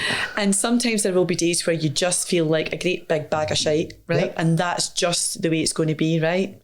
But language, how we speak to each other, and most importantly, how you speak to yourself is really important. But also, just as my sister, and we're really close, and one day she just said, why are you so fucking weird about it? And I was like, oh, okay. And she was like, just talk about it. Yeah. And I need you to tell me what's happening so that I can help you. And I was like, oh, okay. And she was like, if you don't tell me, what you just going to, and she's quite direct and mean sometimes, right? She's like, but you just going to sit in your own and shit yourself, is that what you, and I was a bit like, oh, God, right, okay. And I think that kind of made me go, right, I need to talk about this. Yeah. But I do have very supportive friends and family that I talk to about everything. So I'm lucky. And I'm not sure that everybody has that. No. And I think sometimes you do recognise that I genuinely am lucky with that. Difficult. I think George, we protected and shielded him from quite a bit. Yeah. Which probably helped his mental health, I would say. So maybe I was too focused on the mental health part. Maybe. Maybe not. You don't know. I think George, I think he just has trust in me and his dad. That will do him right, and so does we honour. Yeah. We're my oldest, and this is the difference between siblings. The oldest grows up with you as a parent. The youngest is brought up by you, and there's the difference. George and Honor believe what mum and dad say. They don't challenge it. They don't question it. They believe it. And as they start to get a character, they do question it. But ultimately, if dad says, this is how you fish or this is what you do, then that dad says it. That's how you do it. We're the oldest. You should it. I don't know if you do that. And then there's a lot of toing and throwing and because they grow up with you as a parent, but the two are brought up by you. Yeah, completely different. You don't know what you're doing. You've not got a Scooby Doo. And they're developed, and then you're like, I shouldn't have done that. Actually, I've taken that away from them. Maybe I should have done that. It's caused World War II, where you feel a bit more confident and I've got this. I can make the decisions. Bit of swagger. Yeah, you've got a bit of sass about you. And I think that's the difference when it came to George. He had trust in us completely that we would make the right decisions for him. And that's scary. If it was our Arden, my oldest. But I think that's really fortunate because unfortunately, not everybody's got that unit around them.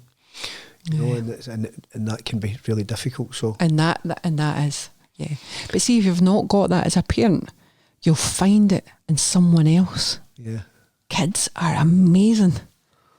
Amazing. What does it say? Up to the age of 13, that's when your toolbox and your core beliefs will be developed. Right. And that's through your relationships. And where's your first relationships? In that house. And if it's not for mum and dad, you might get some bad things, you might get some good things. It'll be for your brother, your sister, your aunt, your uncle, the person that your next door neighbour that you always admired. Yeah. You'll find it. Kids they really find it. And that's where teachers are so important. That's where nurses are so important. That's where role models are so important in kids' life up to the age of 13. Appointments, right? No. Should you? I think I should, yeah. I mean, I don't know what I'm entitled to. I'm not sure, but no. Well, I think it's one of those ones, if you're well enough, then that's the last thing you want to do. Exactly. So, no, the honest answer is no. I've not been to a hospital since, I would say maybe 2020, and then COVID hit, and then it feels like I was kind of just lost in the process, to be honest. But I think that's quite a common thing. It is. It's actually something that we hear about a lot, isn't it? And it's a shame because I think that's really important. Going from the children's hospital to adults, it's a big step. And my experience of it wasn't very good, to be honest. No. I hate to say it, but it's something that we hear often. Yeah. But I know there's a lot of people working to make it better. Yeah, definitely. It's certainly not forgotten about, and it's something that if we can improve that moving forward, and I think at the Catherine McEwen Foundation, if we can make that one of our goals over the next few years, is to try and support our medical partners as much as possible to do that, then it can only be beneficial for everybody at the end of the day. That's really what we're looking for. As we well know, within the inflammatory bowel disease community, it's very, very much young people and all it. Inflammatory bowel disease does not discriminate with age, does not discriminate with class, does not discriminate with creed. It's I'll come for MD and everybody. Yeah, doesn't matter when. Unfortunately. So I went for the surgery. Surgery went really, really well. The surgeon I had was amazing.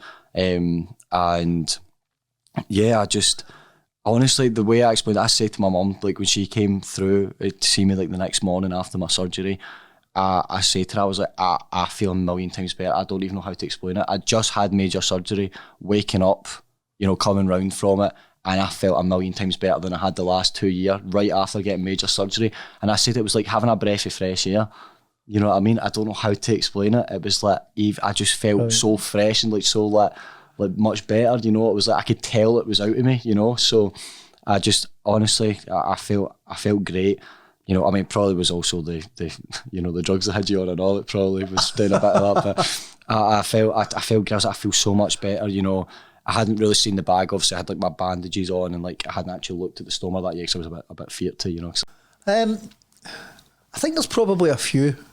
I think one of I think probably about year 3, I knew I was in it for the long haul. Right. I was saying, this is good, but I wanted to, and I spoke to Richard Driscoll and I said, look, we're writing you a cheque for maybe the past 2 or 3 years. and they're reasonably sizable for then. You know, You maybe don't necessarily where it's going. yeah, do you? Like, yeah, but we know it's a good organisation with good people. But and I said, well, can we do something in Glasgow? Yeah. Can we help? Yeah. Can we help? Like in my naivety, hospitals that my mum had spent time and stuff like that, and he was instrumental in helping me that. And we kind of went round the houses and we met. We tried to help adult services and it never worked out because there was too much red tape in what they were trying to do. And we got introduced to York Hill, so we got introduced to now Professor Richard Russell and Vicky Garrick. both amazing people. Yeah, who's I think. And Vicky's now works for the charity, right? Which is a nice so I 360. think Vicky was the first IBD specialist nurse in Scotland. So she developed the service. She is an incredible woman. She's amazing, and I can't believe I've said that in public. No, she is amazing. She knows I'm a fan. She loves that I'm a fan. You two together on a TV show. Honestly, man, it's you should make it. Oh dear, there's a sitcom in there somewhere. And we met these guys who, at the time, nobody's given them any money. Yeah. Nobody's funding anything out with that they're getting through the NHS. And I was like, popped up saying, I'd like to give you some cash.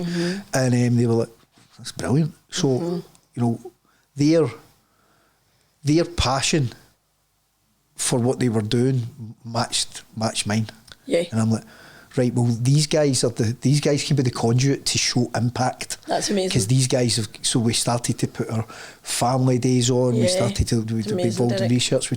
So it was a brilliant partnership. We still supported Crohn's Colitis UK with certain things as well, and we could channel it into the inflammatory bowel disease within the hospitals in Glasgow predominantly. But we did loads and loads of stuff. I've long understood that when I created the colouring journal, I thought it was all about giving something to other young people.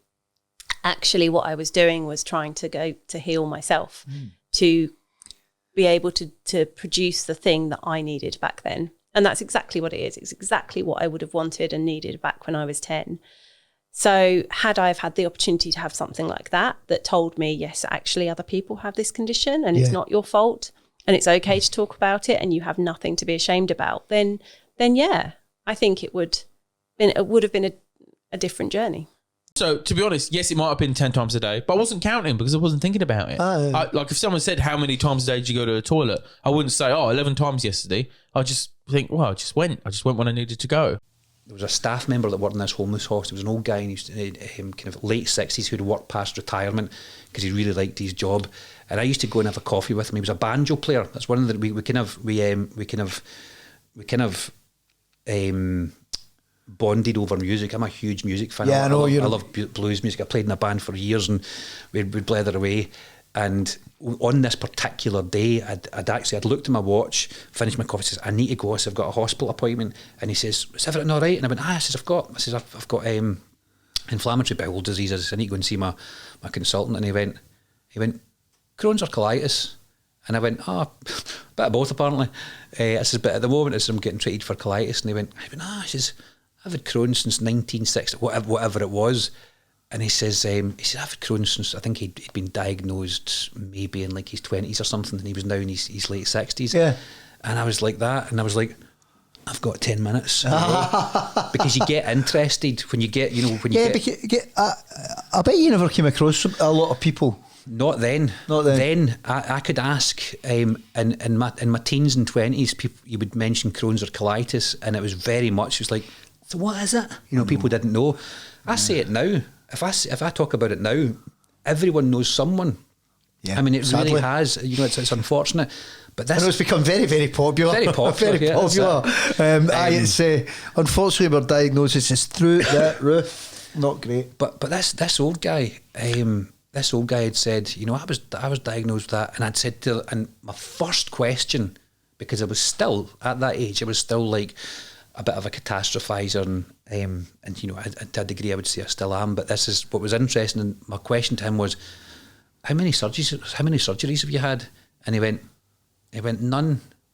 He says I see it, and he says I see I've got it. He says, but I've managed it really well. He says he described himself as He says, I'm a bit of an old hippie that way. He says, Right. he says, I take my medications. What I loved about him, and it's probably what I needed to hear, he says, I still go for my appointments every 6 months. He says, because of my age, I get a colonoscopy every, I think it was 3 years at the time. He says, because, you don't want to play with this stuff. He says, but I kind of get into this, this kind of self-help thing everyone talks about. And I'm like, fuck, I'm going to be late for my appointment, but I want to listen to this. But what he said was, he says, I remember being told, similar story to a lot of people. I mean, I'll say this, and it's really important for people to hear this. What I was going to say is I'm one of the lucky ones. And I don't mean I'm the lucky one in that I haven't had surgery and I haven't ended up with certain things.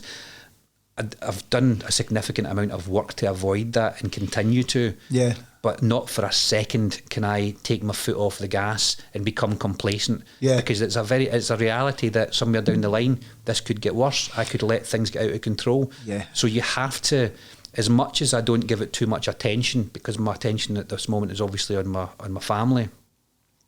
There is that part of you just have to be aware that this isn't looking at, having a chronic condition which is lifelong. It also means that you have to give yourself permission to lifelong look after yourself. Yeah. So that's how I can frame it. It's an easy done thing, isn't it? I mean, if you're in a good place, you kind of revert back to what that your normal would be, and that might be it. And you're maybe going to the pub a few more times, or maybe eating the stuff that you shouldn't, and then you kind of. I'll finish that bottle of red wine because there's only a glass left in it, or So there's all these things. We'll not hold that against you. But what got me when you said there is no magic wand. When I spoke to this guy in the hostel and we were just exchanging stories and stuff. What he said was, he says, I get told. I liked the way he spoke, by the way, because he was a bit like he looked a bit like Dumbledore. This big long beard and the big kind of. Big ponytail. And one of the things he'd said was, I was told years ago, unfortunately there is no magic wand to this. And he says, he says, I'm a writer. He says, I've written some books and stuff like that, and this is the kind of stuff that I write about. And he says, I actually wrote a piece 10 years ago, and the piece is called You Are the Magic Wand. He says, and it's because I was realising that he went off to do a retreat with monks years before this, and he says, monks talk about them being the magic wand is that we have everything in us that we need. Yeah. But when you are dealt a really shit card like an autoimmune disease or cancer or even a birth defect, all these things, he says how you play the hand is really important. He said nobody will play it for you. He said so you are actually the magic wand, and it kind of struck this bit with me because I'm kind of going, we do need to sometimes claw back a wee bit of power.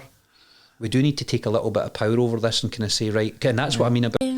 I told my friends what I'd been diagnosed with, but I do think IBD is a difficult thing to talk about to people that don't know what it is. So it's difficult to, when everybody's like, oh, where have you been for the past 6 months, to explain. And then the last questions it's difficult to make them fully understand what's happened.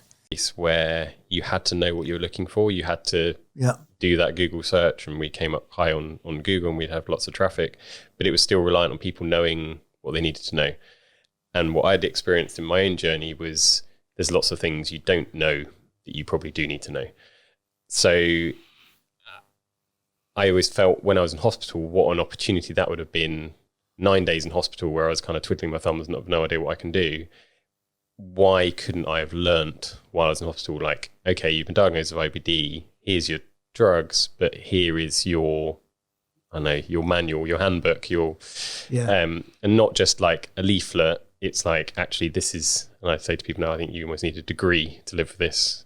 There's so much you can learn, and there's so much you can do to help better support yourself, whether that is in appointments or understanding your treatments or doing kind of lifestyle stuff. Again, there's so many different things you can learn. So IBD Mate was something I wanted to try and create this education platform that was where patients could learn more about, ideally anything they wanted to help support them on their journey. So that was kind of the kind of concept. Where we've got to with that is ended up meeting the team at Adam Brooks in Cambridge, met their paediatric team. They were really supportive of the idea and the concept. So we ended up creating IBD Mate for for children to begin with, and the parents. And we've been using IBD Mate there for the last sort of 4 years as part of their standard of care. And at the moment, it is a video and education resource. So there's lots of different information about all aspects of IBD, and the way the team issue it to patients, almost like prescribe it. So you go to your appointment, they're like, okay, you've been diagnosed with Crohn's disease and you're starting treatment X. Here's your prescription to IBD Mate that is like, here's like your unique code that's going to give you the videos that you need right now, because there's so much to learn and you don't want to overwhelm yourself. So it's like, here's what you need right now. And I hope that that's going to be a good concept that we're now sort of rolling that out to other paediatric centres and now into adult care as well. I remember as a teacher, the first time I heard about Crohn's disease was similar to you, George, with a pupil, and he vanished. He just vanished, and he was in my class. And 5 or 6 months later, were you teaching at Alba? No, I wasn't actually. No, I would have remembered him. I'm good with pupils. I'm rubbish with adults, but I'm good with pupils. And he just vanished, and people were asking where he was, and it came back. And through the senior management team, pupil support, I won't name his name, but he's been diagnosed with Crohn's disease. My first question was, "What's that? Yeah. What is that?" Yeah. And I'm a science teacher. I'm a faculty head. I've got a duty of care to all the young people. Of course. How do I prepare for this boy coming back into my class to support his needs? And where's the pamphlet? Where's the guidebook? And we didn't have that. And I worked in a brilliant school, at the time, but it was just lack of knowledge, lack of awareness. Yeah. It's really nice to hear that you guys got such a supportive experience. So that was the appointment where the consultant told me, he was like, if things keep going the way you're going, you're not going to live here to see the next year. Or rather, you don't have a choice. Yeah, he was trying to say it in a... I don't think he was trying to outright say it, but you could tell he was trying to make me read between the lines a wee bit. Yeah.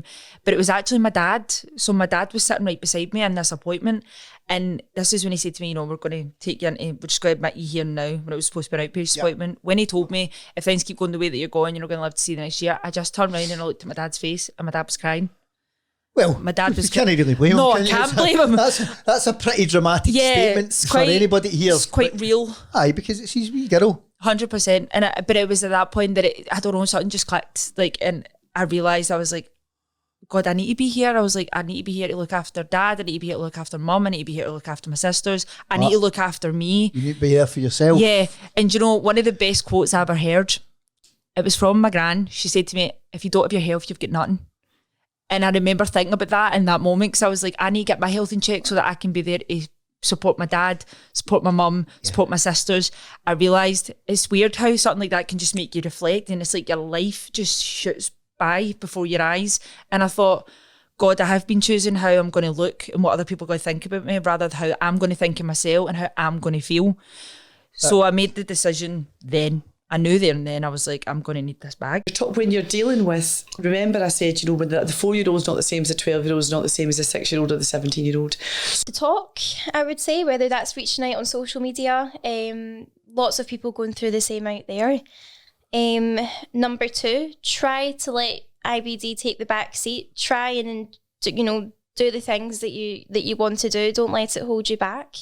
And number 3 might be contrasting the last one, but again, know your limits. Don't do things to please others, and see it as a kind of learning curve, to let you see who your true friends are in life. So you found your tribe quite quickly, right? You already had it. Yeah, I had my tribe. You already had it. I've found a lot of new ones though through this, actually.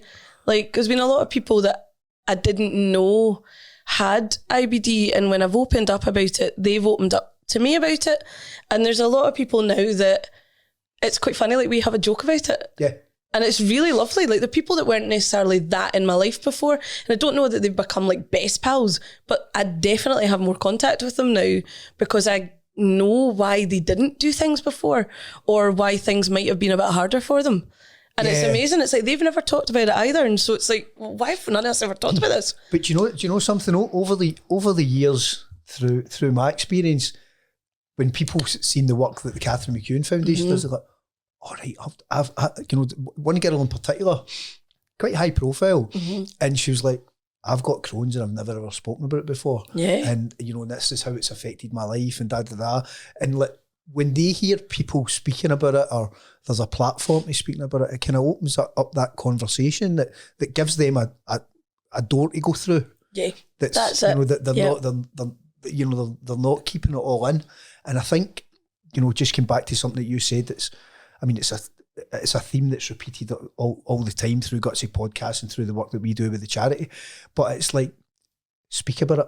It might be the hardest thing, and I think that goes for speaking about inflammatory bowel disease, but it's for speaking about anything as well. Yeah, because I agree. You know, it's like, you know, it's getting it out there and it's just getting it off your shoulders, and it is beneficial. Absolutely. I mean, I think, Derek, if you'd said to me, right, 5 years ago, you're going to leave your really high profile job, and because my journey was, I'm going to be the MD of this company. Like, that is absolutely what I'm doing.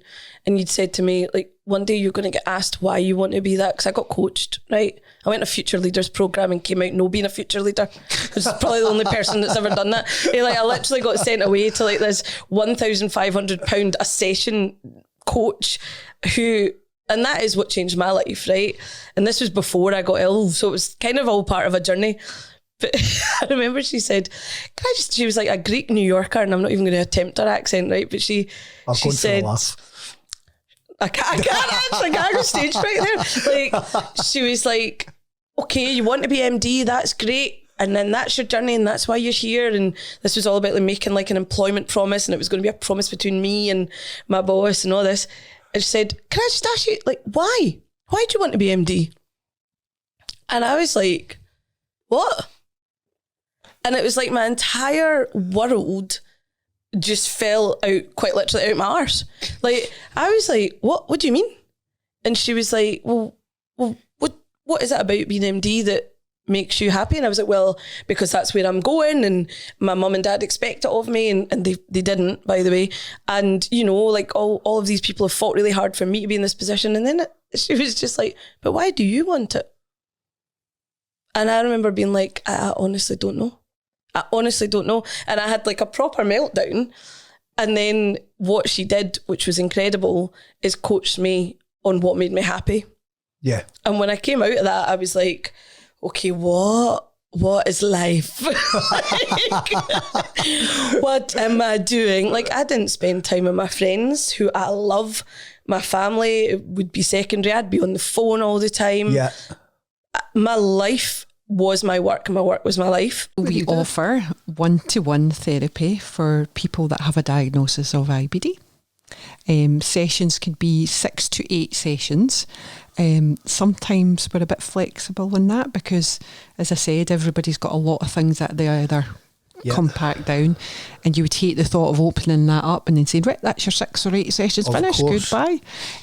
So it's tailor-made, but on average it's 6 to 8. Yeah. And it's one-to-one therapy with me, and we just start to talk about your journey, provide a safe space to talk about it, and really expand that toolbox that's already there, but also maybe identify some stuff that might need to be moved out. Yeah. And give a different perspective, and give you some tools to start moving forward. Now, we obviously, you know, we can't talk about individual cases and things like that, but there's been some incredible outcomes, hasn't there? Oh, yeah, huge. I think the biggest ones, and it'd be interesting, the amount of people that have really toyed with the idea of ending their life. Yeah.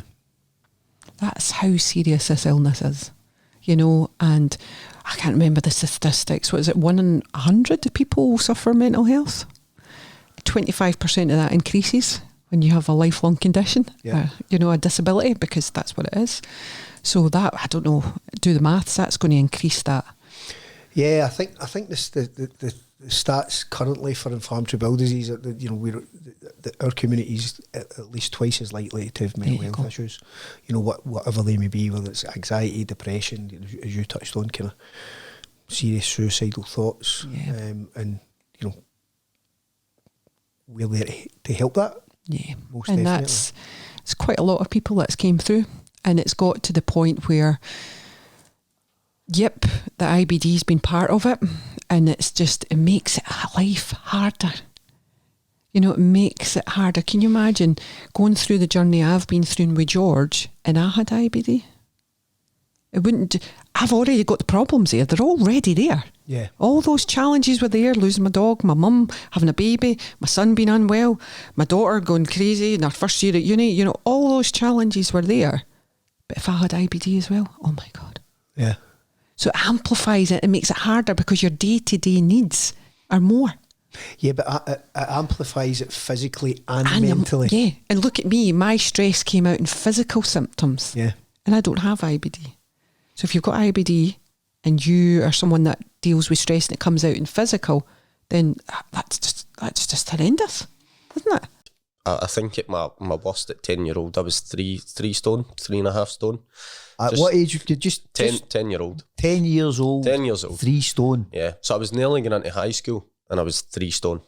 So you can imagine I was skin and bones. It was actually that sore that when someone physically touched me, I felt like a burning sensation, almost as if they were like touching my bones.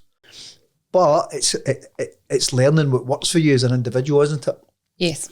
Again, what works for one person is not going to work for another, and it's discovering that. Yeah, because I do some work with a neurodivergent charity, and recently we were talking about sleep and all the things that you can do to help yourself sleep. And obviously the thing is, the advice is the dark room, the cool, they don't have screens before, and at least an hour before bed, etc., all these other things. And what the girls in neurodivergent charity were saying was their kids need to have a light on. Some of them need to have a light on, or they need to have sound playing, or they need to watch something on a screen, because that's what helps their brain shut down and feel relaxed and not feel so alert and switched on. So it's what makes you feel relaxed and switched on, because what works for me might not work for you. Like, exactly. I've got friends that are like, don't ask me to go and walk in a park. That's like absolute torture. They want to walk through the city. Whereas for me now, walking through the city, I'm like, where's there a quiet street? I want to walk down a quiet street. Like, oh, there's too many people. There's too much happening. There's too much stimulation. And stimulation. It's just understanding your own nervous system. Some people are introverts and need that quiet time for their body to decompress and rest, and other people are extroverts and they need to be around people. So understanding that about yourself, and then giving yourself permission to say no to the things that don't fill your cup, that don't make you feel good.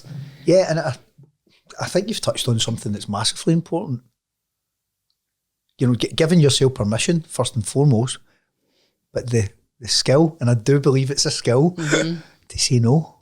Yep. You know, you don't need to go to that. Yep. You don't need to go to that dinner. You don't need to go to that birthday party. You don't. If you're not in the place, you know, don't put yourself through that, because it's not going to work for you on the other side, and chances are it's not going to make a big difference in anybody's life either. Yeah. And being able to say no, because, you know, it's not selfishness, it's self-care, and that's not selfish in any way, shape or form. It's not, but it's something that I only really learned how to do once I got this diagnosis, because I could then say no to the things I didn't want to go to because I had an excuse. But not feeling to. You just use that as an excuse. Oh, sometimes, yeah. Still do, mate.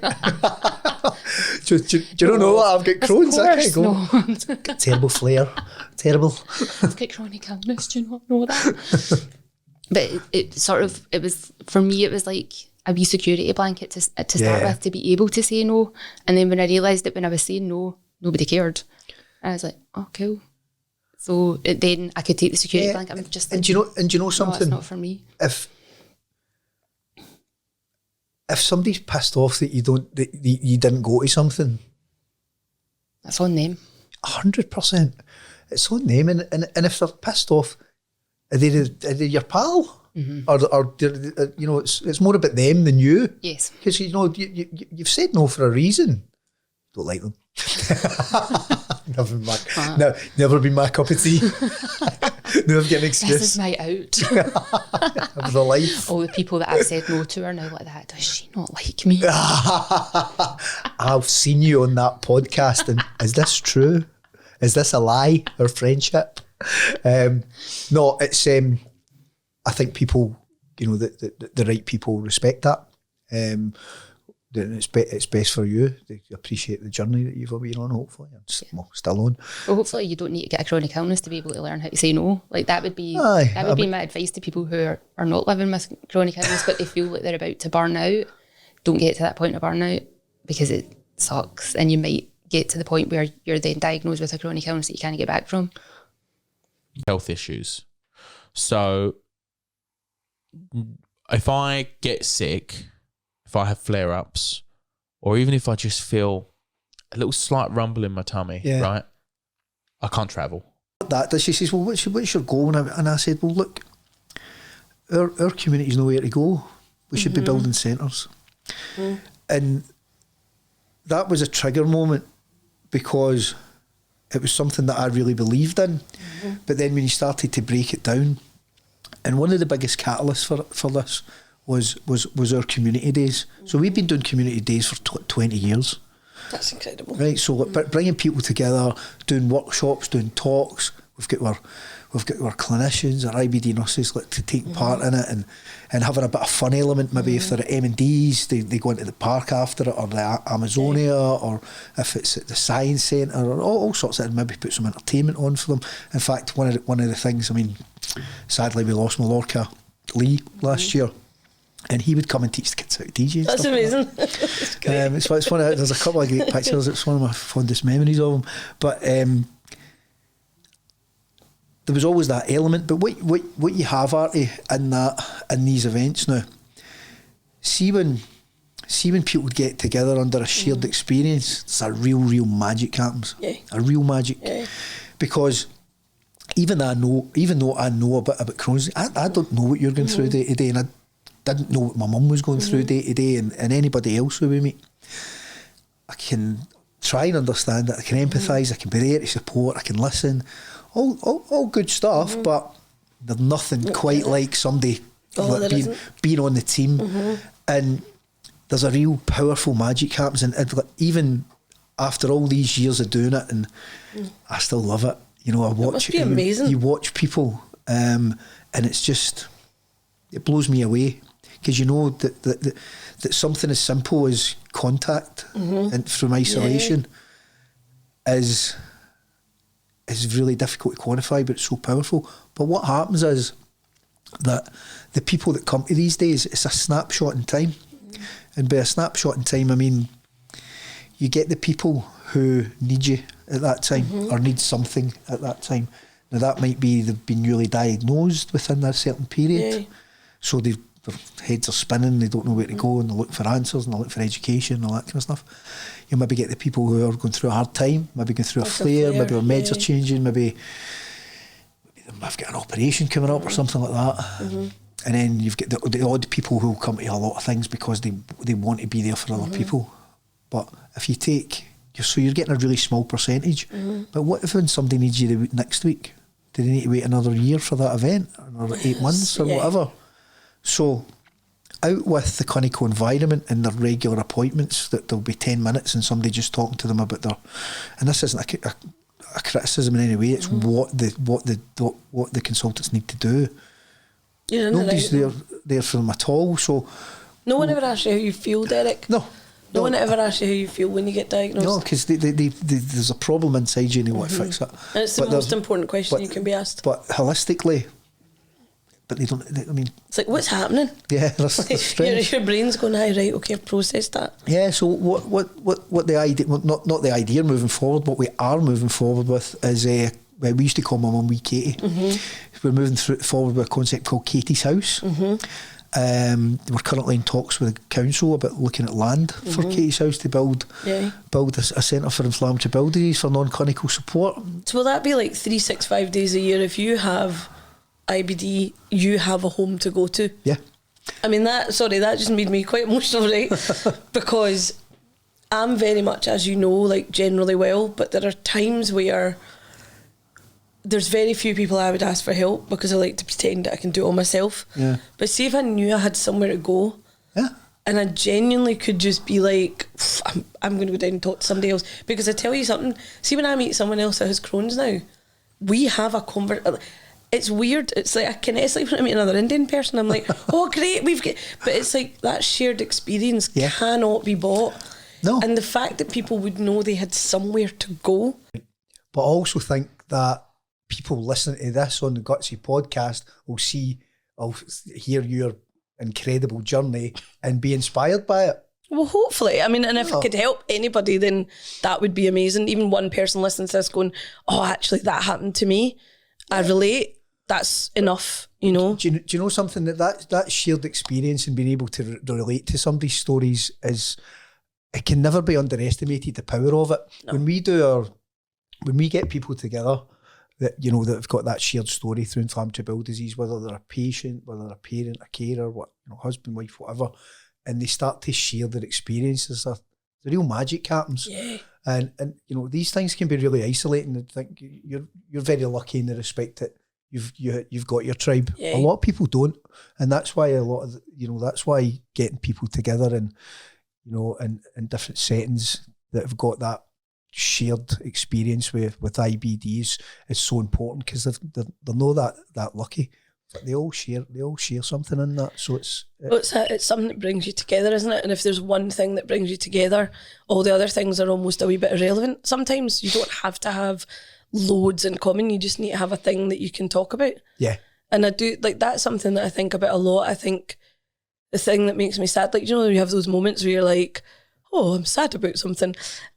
The thing that makes me sad is anyone that would be going through something like this on their own. Yeah. Like, because Catherine McCune Foundation exists, so you don't have to. But also, if you, like, I just think if you are going through something like this on your own, you would just go round and round in your own head. And no one like my sister would pull you out and go, just, what you doing? Right? And maybe you don't need someone to go, what you doing? Maybe you need someone to go, are you all right? Or just like, listen, you don't seem yourself. Do you want to talk about it? Yeah. So I almost think the advice is a wee bit like what we talk about with allies generally, right? It's like, it's for your friends and family that if they notice something different about you, ask. Just say, like, what's going on with you? Do you need anything? Are you well? Like, what can I do? I think it's like when the support network asks if you're okay, you're more likely to talk. Whereas maybe putting all the onus on the person that has the disease to talk is sometimes quite difficult, you know? Yeah, but I think that's good advice for anybody. Mm-hmm, yeah. Not just our inflammatory bowel disease community, because I mean, we talk about it all the time, but talk, it will definitely help you. I mean, you and I don't really have a problem with that. It seems don't chat much. I mean, surprisingly, talk about it, right? Talk about it. Listen to your body and find the joy in the good times. Like, when it's good, celebrate that. Yeah. Like, don't take that for granted. Were you backstage with your mum at this point? I was backstage with my mum. Brilliant. Your mum's an absolute legend through all this. My mum is, I always say she's Superwoman. She has Wonder Woman, sorry. She'll kill me for that. She loves Wonder Woman. She says, well, what's your goal? And I said, well, look, our community's nowhere to go. We should be building centres. And that was a trigger moment, because it was something that I really believed in. But then when you started to break it down, and one of the biggest catalysts for this was our community days. So we've been doing community days for 20 years. That's incredible. Right, so bringing people together, doing workshops, doing talks. We've got our clinicians, our IBD nurses to take part in it, and having a bit of fun element. Maybe if they're at M&D's, they go into the park after it, or the Amazonia, or if it's at the Science Centre, or all sorts of, and maybe put some entertainment on for them. In fact, one of the things, I mean, sadly we lost Mallorca Lee last year, and he would come and teach the kids how to DJ. That's amazing. It's one of, there's a couple of great pictures. It's one of my fondest memories of him. But there was always that element. But what you have, Artie, in these events now, see when people get together under a shared experience, it's a real magic happens. Yeah. A real magic. Yeah. Because even though I know a bit about Crohn's, I don't know what you're going through day to day, and I didn't know what my mum was going through day to day, and anybody else who we meet. I can try and understand it, I can empathise, I can be there to support, I can listen, all good stuff, but there's nothing quite like somebody being on the team. And there's a real powerful magic happens, and even after all these years of doing it, and I still love it. You know, I watch. It must be amazing. You watch people, and it's just, it blows me away, because you know that something as simple as contact and from isolation is really difficult to quantify, but it's so powerful. But what happens is that the people that come to these days, it's a snapshot in time. And by a snapshot in time, I mean, you get the people who need you at that time, or need something at that time. Now that might be they've been newly diagnosed within a certain period, so their heads are spinning, they don't know where to go, and they're looking for answers, and they're looking for education and all that kind of stuff. You maybe get the people who are going through a hard time, maybe going through a flare, maybe their meds are changing, maybe they've got an operation coming up or something like that. And then you've got the odd people who come to a lot of things because they want to be there for other people. But if you take, so you're getting a really small percentage. But what if when somebody needs you next week? Do they need to wait another year for that event, or 8 months, or whatever? So out with the clinical environment and their regular appointments, that there'll be 10 minutes and somebody just talking to them about their, and this isn't a criticism in any way, it's what the consultants need to do. Nobody's there for them at all. So no one ever asks you how you feel, Derek. No one ever asks you how you feel when you get diagnosed. No, because there's a problem inside you and they want to fix it. And it's the most important question you can be asked. But holistically, but they don't. I mean, it's like, what's happening? Yeah, that's strange. Your brain's going, "Hi, right, okay, I've processed that." Yeah. So what the idea? Well, not the idea moving forward. What we are moving forward with is we used to call my mum Wee Katie. We're moving forward with a concept called Katie's House. We're currently in talks with the council about looking at land for Katie's House to build a centre for inflammatory bowel disease for non-clinical support. So will that be like 365 days a year? If you have IBD, you have a home to go to? Yeah. I mean, that just made me quite emotional, right? Because I'm very much, as you know, like generally well, but there are times where there's very few people I would ask for help because I like to pretend that I can do it all myself. Yeah. But see if I knew I had somewhere to go, and I genuinely could just be like, I'm going to go down and talk to somebody else. Because I tell you something, see when I meet someone else that has Crohn's now, we have a conversation. It's weird. It's like it's like when I meet another Indian person, I'm like, oh great, but it's like that shared experience cannot be bought. No. And the fact that people would know they had somewhere to go. You've got sore stomach? I mean, it can't be that bad. Can't be. You look okay. You seemed all right yesterday. That's the other one. You seemed all right yesterday. Oh, did I? Right. Like, I'm sorry that my Crohn's and I have not had a chat about what's most beneficial to you.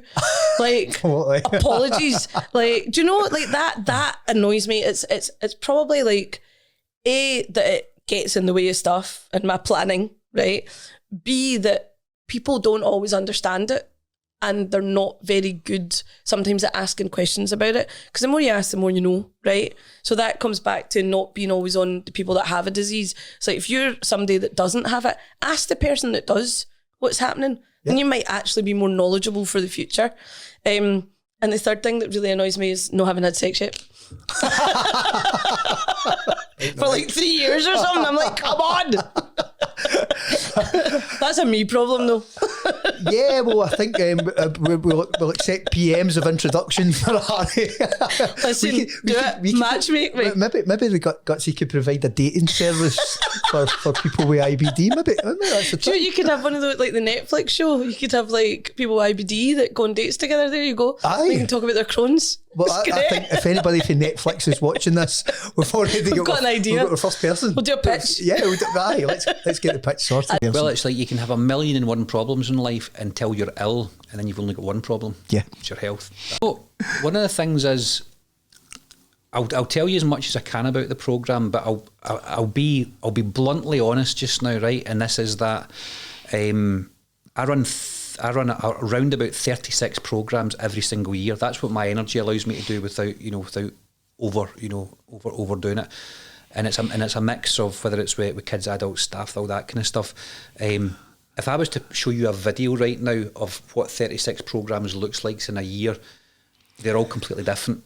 So there's stuff that I'll share. There is tools that I will share and practice, and people will take them away with them and use them accordingly.